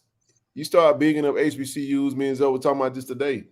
It's not going to really be white people. That'll happen some, but they'll say what they say. But the ones you're going to really have to fight against is going to be the ones that it's going to be the African-American folk that didn't go to HBCU. Those that went to the PWIs that's going to defend that. You know what I'm saying? And they're going to defend their decision, which you shouldn't have to. You could be a PWI graduate and still understand where we're coming from when we're saying what we're saying, and just be sensitive to it and try to understand it and provide context and dialogue, maybe even share a story. But it's disgusting to me when people try to act like just because their experience at a PWI was what it was, you're dismissive of everything that's being said. Because again, that's a self-centered thought process, and the majority of the world that we come in contact with are self-centered. It's about you, yourself, and yours, you know. But I'll pause right there. You've been on for 3. Listen, and this is what I say until all my people come up. I'm down too. So I don't have an oppressor's mentality. I really don't, because I want all. You know what I'm saying? We want to see our school thrive. Right. We do. And I ain't gonna sit up here and apologize, because we gonna have dialogue about the context of what we were saying. I ain't mean to cut y'all, Rochelle.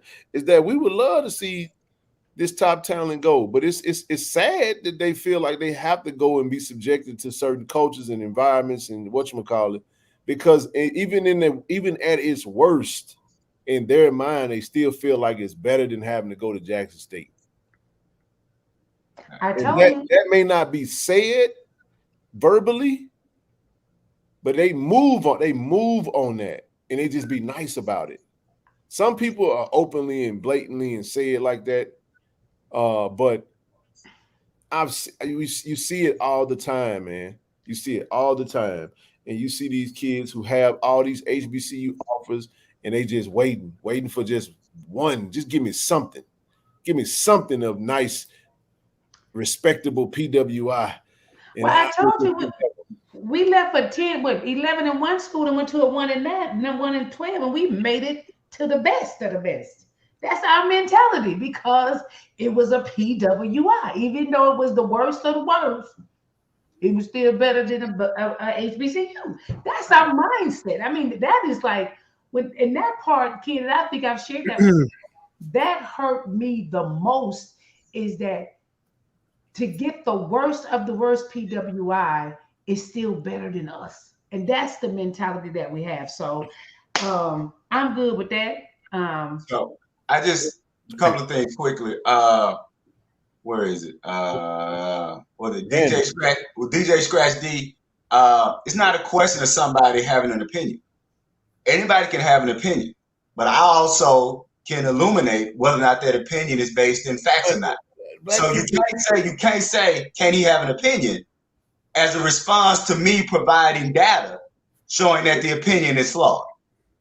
So there's nothing wrong with saying the majority of black people aren't poor. Like here's the thing: if you want it depends on what you call poverty and understand it. And I'm not even saying I'm not saying that the statistics are what they are. We don't make up numbers. Men lie, women lie, numbers don't. But the majority of people are living check to check. Like, you know, a lot of people live in check. Let's be real. Like you may not be poor to the standpoint where you out on Skid Row somewhere under a house, you know, under whatchamacallit. But if you one bad decision and one paycheck away from foreclosure or having to like rearrange your whole entire life, you poor. You see what I'm saying? Anything that affects America as a whole, if it's going to disproportionately affect Black Americans. An example of that, when we're not saying poor, because there was a lot of Black families during that 2008 housing crisis, they owned their homes. Yeah. And they were given subprime loans because what we call systemic racism. They purposely gave minorities loans that they knew that they would default on because the interest rate was so high. So then what happens when you default and you lose your home? Now you have to file for bankruptcy. How many years does that take to get off to starting? That's what, 7 to 10 years. We at 2018 now to where you'll be able to even start over. So it's not just about poor living in the projects. We're not talking about that.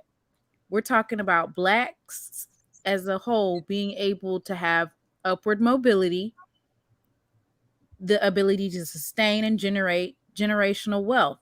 And regardless of what anybody is saying with regard to opinions, these are facts. The problem with your opinions is when you say them in certain spaces, it validates systemic racism. It validates implicit biases. They're just not working hard enough. When in reality, there's a system in place that's causing us to continually have a cycle. Because of this systemic racism, it continually plunders at any Black person that's trying to have upward mobility. And you know what we're not going to do?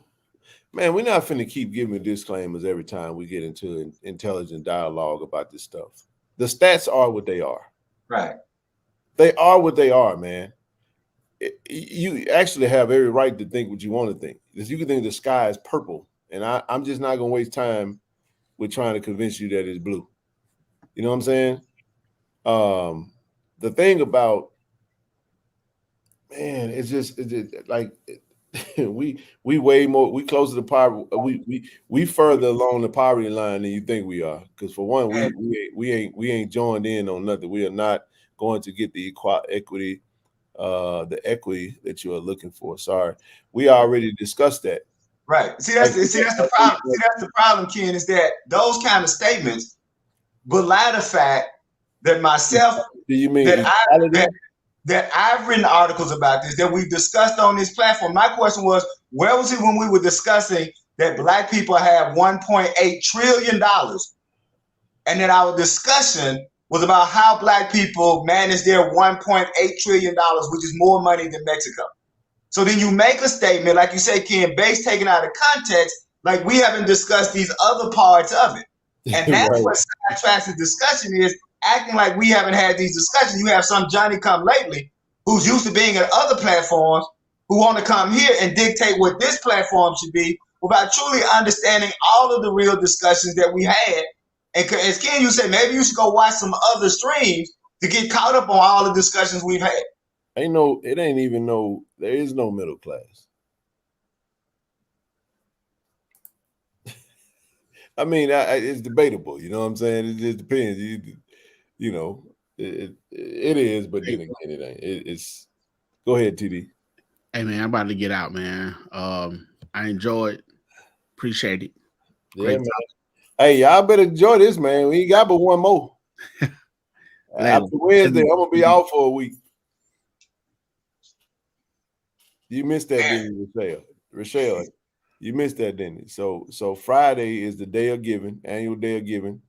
We'll do another show on Wednesday, and then we're gonna take a week off. We're gonna be off Friday. We're gonna be off Monday. We'll be off Wednesday, and then we'll come back that following Friday. Now I may go live a few times, but we're gonna take a whole week off as we prepare for the season. We need a break. We got to take a break because we've been going strong. And brother Bird, I appreciate your dialogue. You know what I'm saying, and it's all good. See, this is again. We're not. No one's calling you. You're not enemy. But here's the thing, though. I respect everybody's opinion, but the opinions ain't facts unless it's aligned with what's real facts. You know what I mean? And the thing that gets exhausting is when we have to say, I'm not saying that. You know how much time we use? Like, I'm not saying, like, we already covered that. Like, you have to be able to grab it all together and provide a big scope of what we're talking about. And it's almost like, well, because you say this, I have to go and give a disclaimer about that. And it's like, no. We ain't. So he said 9,600. I saw you put this out there, Scratch D. Let me touch this real quick. 9,600 NFL players, 90% black. You guys need to use Prime like he did y'all and get the NFL contract. What the hell does that mean? How you mean I get the contract? Like I don't think you understand that ain't nobody just walking in there getting contracts like that. If it could have been done, it would have been done already. So when you got somebody that has that is the plug, it's like we are the ones that get, like, we were vilified because we wanted to see Prime stay to help us get to something that we wanted, and we felt like that was rightfully ours, and we felt like we had a highway and a vehicle to get there. So we became vilified because people were like, well, it was what it was, and people are acting like we put words in Coach Prime's mouth. I'm gonna say this again. Nobody would have talked about that if he hadn't said that. So I think it's fair to allow people. He spelled the wrong way. He said it meant contact, not contract. It don't even make, my statement is still the same. Yeah, that makes sense. Okay. It doesn't matter. Like, no, I'm just saying, no, I don't mean, I'm saying, like, it doesn't, like, you're not gonna, sometimes you need let me ask you a question. Okay, you go buy you some Kingsford Matchlight charcoals. You finna barbecue, right? How you gonna heat the grill up if you ain't got no fire? I'm just, it sounds simple. That little old bitty match that you dropped on the charcoals and it picked the fire. You need a fire starter. You see what I'm saying? So again, so what is required in certain times is that it's required to have. What really happened is we really just got played in that regard. Just call it what it is, and it's okay. It's okay. because it ain't really nothing you can do about it now. It is what it is. But my point is, I'm gonna say this again.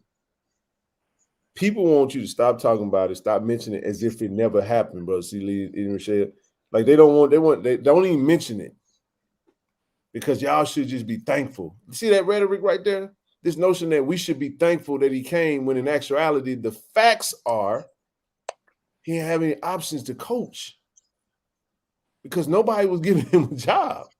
Right. And that's not a knock. Those are just the facts. We're not saying that to say, we're just saying, wait a minute now. Don't piss on us. We were the ones that showed up and said, okay, let me give you the opportunity. And it worked. But when we gave you the opportunity, what you really could have said was, hey, man, we're going to win. We're going to be smart, tough, fast, and disciplined. And if we'd have won, we'd have been like, damn, you think he's going to stay long? It wouldn't even have to be that all that conversation. But this is what happens when you sell something that you sold and you plant a seed and people start thinking that way. Now you have told people how to think, and then you start doing the things and they start seeing some things that looks close like what you're saying. They're going to want that because that's what we always wanted. And it made us go into our memory banks and start digging up 1971, the paradigm shift, and we bringing up Sam Bam Cunningham when Bear Bryant went and played USC, and now they start recruiting all these black players to come to these schools. And is Coach Prime the catalyst that's going to reverse this thing and be a paradigm shift? In actuality, you had everything. You know what I'm saying? All they had to do was dibble and dab and say, here you go. And you're like, you know what I'm saying? All right, nigga. You know what I'm saying? That's how Dave Chappelle's get. It was like, pew, I'm out. And it was like, you know what? That train coming. So what that did, again, that gave us our occasion to say, you know what? We're going to have to just do it ourselves. So now we got to be more strategic, and that's how we got to where we are. So it's not like we keep bringing saying, let me shut up. Randy, you've been What's waiting. going on, y'all? What's going on? Up, you know, I'm trying to do more, listening. Man, I apologize. I should have talking, man. This no, it's cool, man. I'm learning them a lot, man.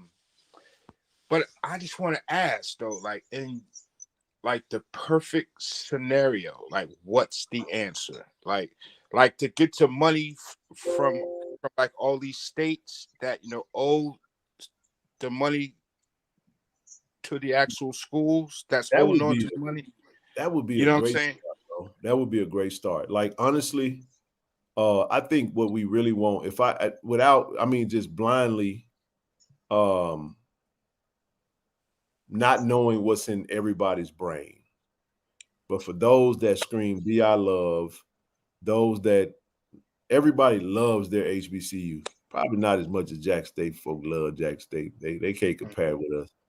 I'm gonna take a shot, ain't nothing like JSU, man. Jack State different when but it's keeping it in the buck. Like everybody love the HBCU. But I think in its truest form, Randy, I think everybody would love to see ours stuff at its greatest potential. Of course. But when you know that we're being like the potential is not where it is or where it can, we're doing the best we can. But when we know that there is so much more that's there, but we can't really get there because we've been intentionally underfunded. You see what I'm saying? But imagine, so now our potential is merely just imagination because we're like, man, just imagine if we're able to get this money. Just imagine if we're able to provide XYZ. You know what I'm saying? Where you can increase salaries, you can upgrade, you can create new dormitories, you can create renovate new facilities, state-of-the-art campus. You can do all these things that people fawn over. Because let's be real, man, these colleges are businesses. So when you go and you bring these student athletes and these students on campus and you show them around, they're taking them to their weight rooms, they're taking them to their locker rooms, they're taking them to their fields, they're taking them to their training rooms and all this stuff. They're showing out. Hell, Dion did it when he left. They went on a full-fledged Let me show the world everything that we have to offer that many people didn't even know about it. You see what I'm saying? Mhm. But that came from funds, man. Right. So the more funds I got, the more I could do and the more I could show. And but if I don't have it and I'm not able to present that, good luck trying to tell a young African American athlete that's coming from the statistic that she loved the. So this is to the point that Reggie Bird is what probably isn't grasping that we're trying to say. She gave the stats. So the probability of that student athlete coming out of a black home is far greater than any other community of him being impoverished. Does that make sense? Yeah. Are there some black student athletes that come from two-parent households and well off? Yeah, they are. There are. But according to the statistics, those black student athletes have a higher probability of coming from a home that's financially challenged. Can we put it that way? So if they're coming from an environment that's financially challenged, not everybody. See, again, I'm not saying every black kid that's going to college is coming from I'm saying the statistics say that the chances are there is going to be greater than, say, their white counterparts, right? So it's very, very difficult to tell someone that's coming from an environment. We're just talking about the 5 stars. They could be doing okay. They could be working middle class or whatever. But that's different, Randy, than saying, I'm going to retire my mama. Okay. You see what I'm saying? That's a different level of you know what I'm saying? But if they feel like their potential to do that is going to be greater, because systemically it right now it is, because everything caters to the student athletes that goes to these bigger programs, and they got the nice facilities. Hell yeah, they got money, man. Big NIL deals. It's hard to, like, how do you tell an 18, 19-year-old that has, you know what I'm saying, lived in an apartment or lived in a house and seen mom struggle or seen mom and dad do well? Right. I give a different scenario. Don't have to be, I'm gonna say they got mama and daddy, and mama and dad works well and they got a little something. But that student athlete may feel like, man, mom and dad did so much for me. I want to work hard and so they don't have to work no more. You see what I'm saying? They're not poor. Right. I wanted to ask Philly too. Like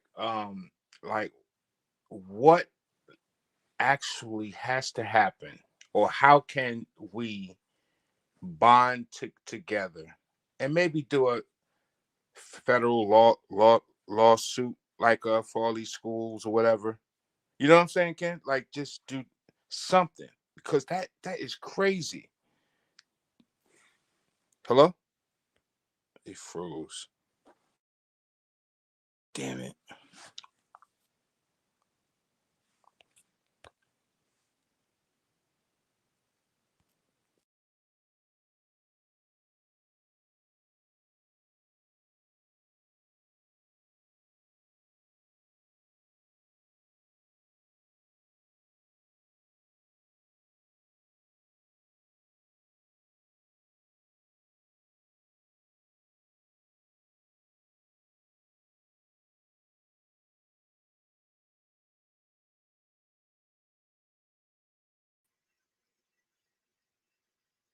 Hello.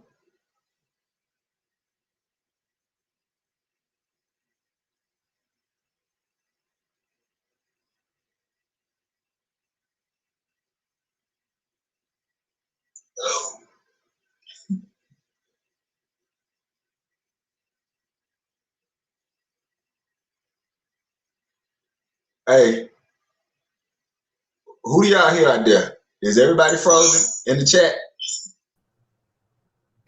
What the hell just happened, man? Can you hear me? I can hear you just fine. I think we lagged. What the hell just happened? I just started buffering. You started buffering first, and then I started buffering, and for a minute, Randy was on somebody on the chat working. I mean, on the screen working. I need to give Randy access to the stream. He could have just hosted this thing. Oh my goodness. No, it's so complex, man. It's not this one little thing. Right. It's so many parts to it that when you try to break that, you're just dealing with one small section. It's like an iceberg, man. You know what I'm saying? All you see is the little bit that's tipped out of the water. There we go, Randy. We back. Oh, Randy. You What back, in Randy? the world was that, bro? That was weird. But yeah, I just think that it's just so wrong, man, that all these schools are owed all this money. That could just help. Randy, I got a quote for you, brother. My brother Anthony, brother Ant sent me this. This is good stuff. I guess it's a tweet. He said, "Racism and white supremacy do not die off with time in passing generations. It is inherited and transferred. White people are more concerned about protecting a world that benefits their children than they are about dismantling a world that harms ours." Mm-hmm. Yeah, and that is an absolute fact when it comes. But Seeley, is there anything that you possibly see that can happen for these schools to get at least some of this money back? Like what type of legal, you know what I mean? So, Randy, can you hear me, Randy? Yep. All right. So here's how do I want to say this? So there are a couple of things, right? Mm-hmm. The biggest problem, and this is gonna sound, I'm because I've avoided this issue. The biggest problem for that kind of class action to be possible Mm-hmm. is that you need enough Black people on the same page. Yeah. Oh, damn. And so let me explain. That damn didn't sound too good, man. And let me explain to you, and this is going to, because I didn't, because this takes us down a road I didn't want to, but so let's go back to discussing research for a second. Mm-hmm. One of the problems with research is most people, when they're doing research, they have an idea. And what they start doing is they start looking for research to prove their idea rather than looking for research to solve the problem. Does that make sense? Right. So if let's say I say all tall people make better employees. So what I'll do is I'll start doing just research on tall people and I won't do any other research. So and I'm going to relate all this to why you don't have enough Black people on the same page to do it. So for 2 years, I was going to write this article. In fact, I have this article written and in the can. And the article was originally about how there was so many Black people at PWIs. Well, it was looking at the reaction of PWIs when Coach Sanders was here. And that was the premise. And I started doing research. And what I did was I started going around to all of the chats and actually looking at numbers and doing counts and looking at other statistics. But what I found, Randy, in my research was that for 2 years, when Coach Sanders was our coach, only 10% of the negative comments about Jackson State were from people who identified as white on those platforms. So that meant that 90% of the negative comments that Jackson State got for 2 years were from people who identified as African Americans. Now watch this, Randy. Here's what really got me. So then I got into that statistical data. Of that 90%, 47% of the negative comments from Jackson State were from Black people who attended PWIs, and 43% were from Black people who attended HBCUs. So 90% of the negative comments about Jackson State and all these platforms were from Black people. So why is that important? How is that relevant to your point? So in order to have the type of class action that you're discussing, Randy, you need enough black people as a part of these class actions to say that HBCUs deserve this money. And unfortunately, at least 47% of black people are saying that HBCUs don't deserve this money because they're supporting PWIs. That's what the numbers say. So that's one of the reasons when people get on me, they say, well, Cindy, why you only go to Jackson State platforms? You don't go to these other platforms? Because 90% of the negative things that's been said about Jackson State over the 2.5 years have been from black people, which is why I don't go to other platforms. Wow. So to have the kind of class action, legal action that you're discussing can't happen because the vast majority of black people right now are not in a position where they're going to say, I want to support the initiatives of black school. Because let's deal with it, and then I end on this, because we need to understand what the Ayers case was about. In the Ayers case, and then the case with North Carolina A&T and all these other cases. But to be clear, the Ayers case wasn't about black people just wanting some money because we wanted some money. The Ayers case was specifically about the 3 public black schools had hit certain marks. And when you hit certain marks, then you get money. So the Ayers case was that black schools had hit certain marks and IHL, the College Board, was still not giving us our money. But what you hear from black people who attend PWIs is that we don't care that y'all have hit those marks. We still don't think that you are quality and related to what PWIs. So that's the real issue, is having enough people together to push that action. I'll shut up. Oh, okay. All right. So and again, I want to say those are facts. Those are not me making those up. Those are actual empirical facts. I'm sorry, Randy, go ahead.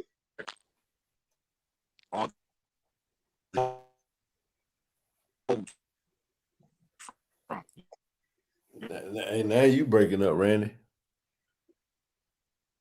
And Willie T, that's a good point. What I did in my research, Willie, is that I extended it out. So I not only did it because I wanted to do that, that was my prime. And then what I did was I extended it out to studies. And you can, these are really studies easy to Google. There are studies that would be done by nonpartisan organizations that would look at the attitudes of African Americans and whites towards HBCUs.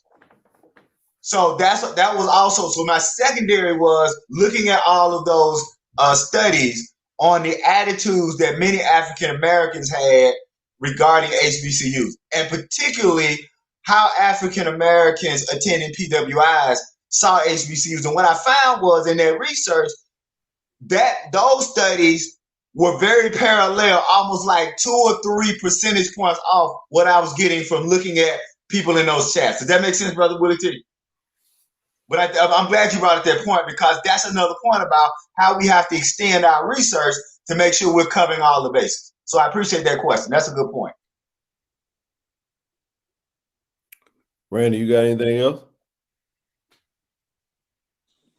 No, man. I'm just trying to, brainstorm, man. Try to, because it's not right, bro. And we've been saying that for the longest.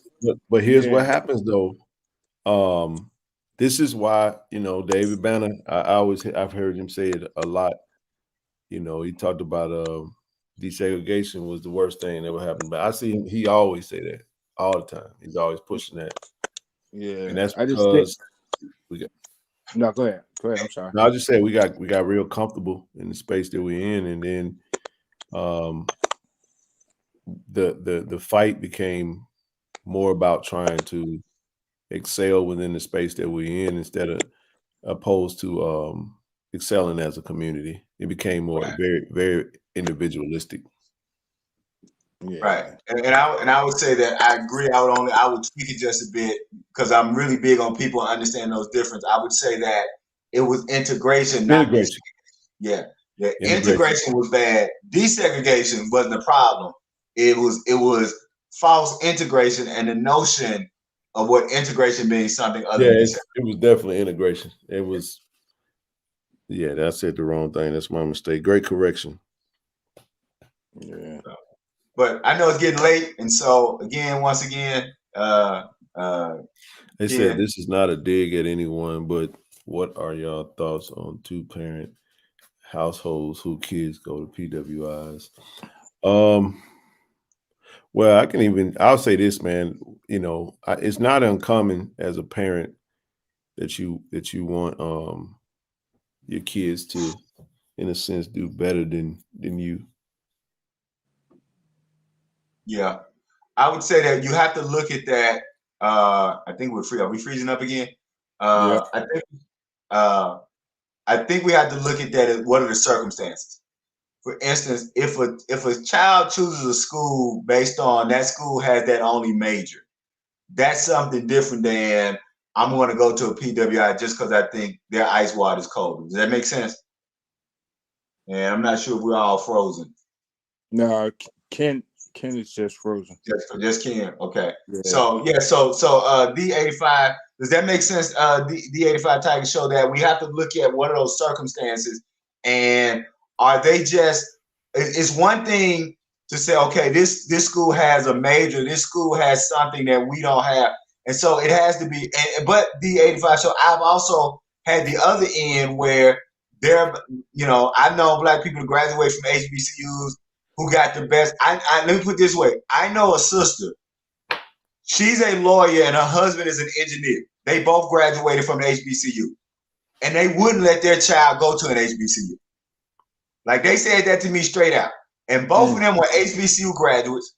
One was a lawyer, one was an engineer. So going to an HBCU enabled those two people to accomplish all their dreams, yet they still had so much self-hatred in them that they thought that same HBCU to help them get where they were couldn't help their child. So again, I think it's a case by case, and we look at it case by case and do it that way.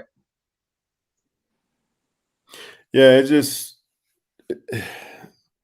teach his own, man. I mean, we school to school, whatever works. Like Zoe said earlier. I mean, you're not really.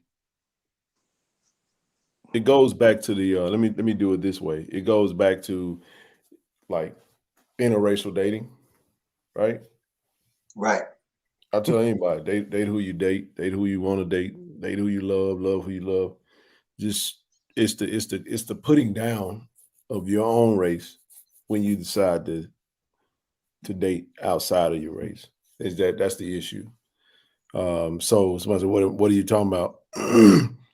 Again, all HBCU alums and students want to just see their school in its greatest version of itself in whatever way that it can be.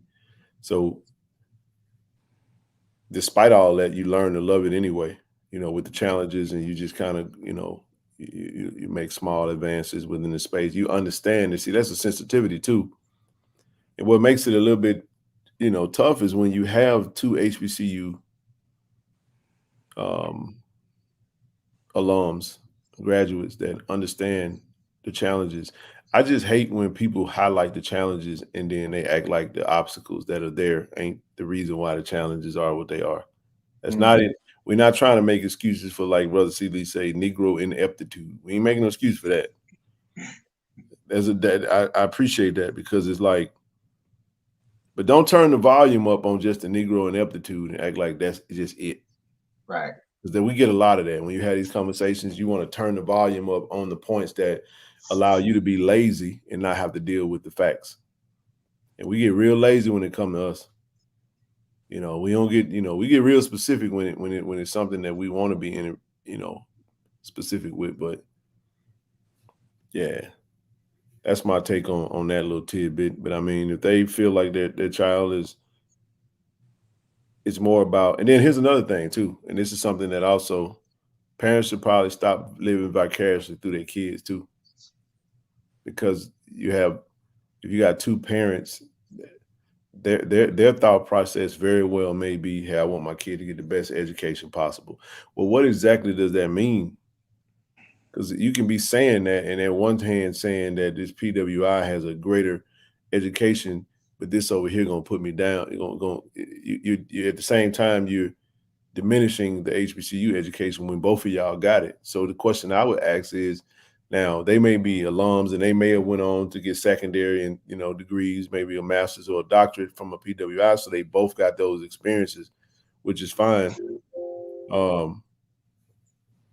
But my only question is just, why, hopefully it's just say, hey, we're going to support our child. Like Zoe said, hey, if you want to go to this school, we're going to put all of it. Because really, in essence, you really just want to be on the same playing field as all the schools. Consider me just as much as you would consider. So what Jackson State is saying is consider Jackson State, Mississippi Valley, Alcorn just as much as you would consider USM, Mississippi State, and Ole Miss. People make exceptions for Mississippi State and Ole Miss because they're in the SEC, especially if you're playing sports. Hattiesburg in conference, and was in conference. It was Sun Belt. It was in the Sun Belt. It was at Conference USA at one point in time, but you go look at them opportunities and be like, what's so appealing? You know what I mean? Not to diminish it, but it's just like, man, it's a mindset. It is absolutely a mindset. So that's why we just continue to do the work. You continue to try to build around your community and fix the areas that you can. I think Jackson State could really be something special. It is anyway, but I'm just saying, like, with the things that we know that we could do better, to know that we can do. Imagine what we can do if we had that money. Yeah. And if you all are doing what I think you all are doing, I think that this is the beginning stages of getting those 4 and 5 star athletes in there consistently. You know what I mean? Like these athletes want to be in a situation where they are not just comfortable, but wherever they are, it's like shiny. You know what I mean? It's like, Yep. You know what I mean? So if you all are going down that road, I mean, you're definitely going down that road because most of these kids can, they don't really care where they go. They it's just their internet, bro. Here's another thing. Like, this is why you have to see, again, a lot of this stuff comes back to funding. Yeah, but when you hold on. I'm going to touch on this. Is that if a child plays sports, like, this is the thing that this is a misconception. You're not, and I'm not talking. I'm glad Sister Val mentioned this because HBCUs, Coach Prime did introduce something. He never went to anybody's house. He was recruiting off his name, reputation, and what the excitement that he was able to garner and generate for Jackson State. Right. But one thing that is absolutely way different that affects when you're talking about being underfunded, Randy, is the amount of coaches. Yeah, I get that. Yep. Like, Mo Sims was our strength coach last year. Shout out to Coach Beef. He's this year's strength coach and beyond. Mm-hmm. But he told me when I talked to Mo Sims, when I talked to him, he said, man, they had 12 strength coaches at Georgia. 12. So my point is that they all on salary, though. You see what I'm saying?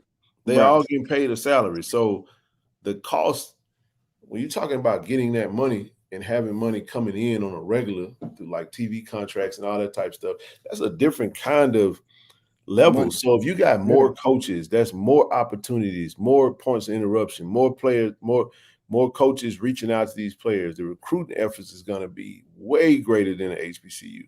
Yeah. So when we say, again, we got to stop, and I'm not saying Sister Val is doing this, but what happens is when an HBCU doesn't meet the standard of your PWI expectations, you sound the loud horn on its shortcomings, but you don't highlight in that same conversation the things that created that type of environment.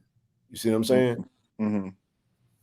That's not to say that you can't do great things on the level that you're on. We become masters of doing more with less than any other culture, any other place, any other, that's what we do.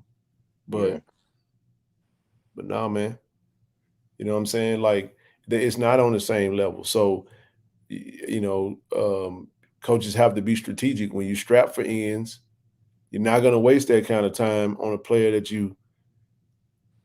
they got 85 scholarships to offer. You know what I'm saying? So more coaches, more scholarships to offer. You know what I'm saying? Recruiting is a little different. So sometimes your cousin, your niece, your nephew, they might slip through the cracks because the coaches and HBCUs are gonna definitely recruit to their pipelines, recruit to their connections, and they're gonna try to cash in on the best chance that they get to get a player, not just some, Yeah, and these kids are like really starting to follow not the school but the coaches. Like, it's all about relationships now, I think. You know what I mean? I agree. Well, bro, that's gonna be it for the night. All right, man. I feel getting to bed. I'm tired, man. Appreciate you for coming up, bro. This conversation is ongoing, man. This is not we've been having this conversation for years, man. And it is. Brother Seagley, you are a special person, bro. I must say that to you, man. Special. Man, I appreciate you, brother.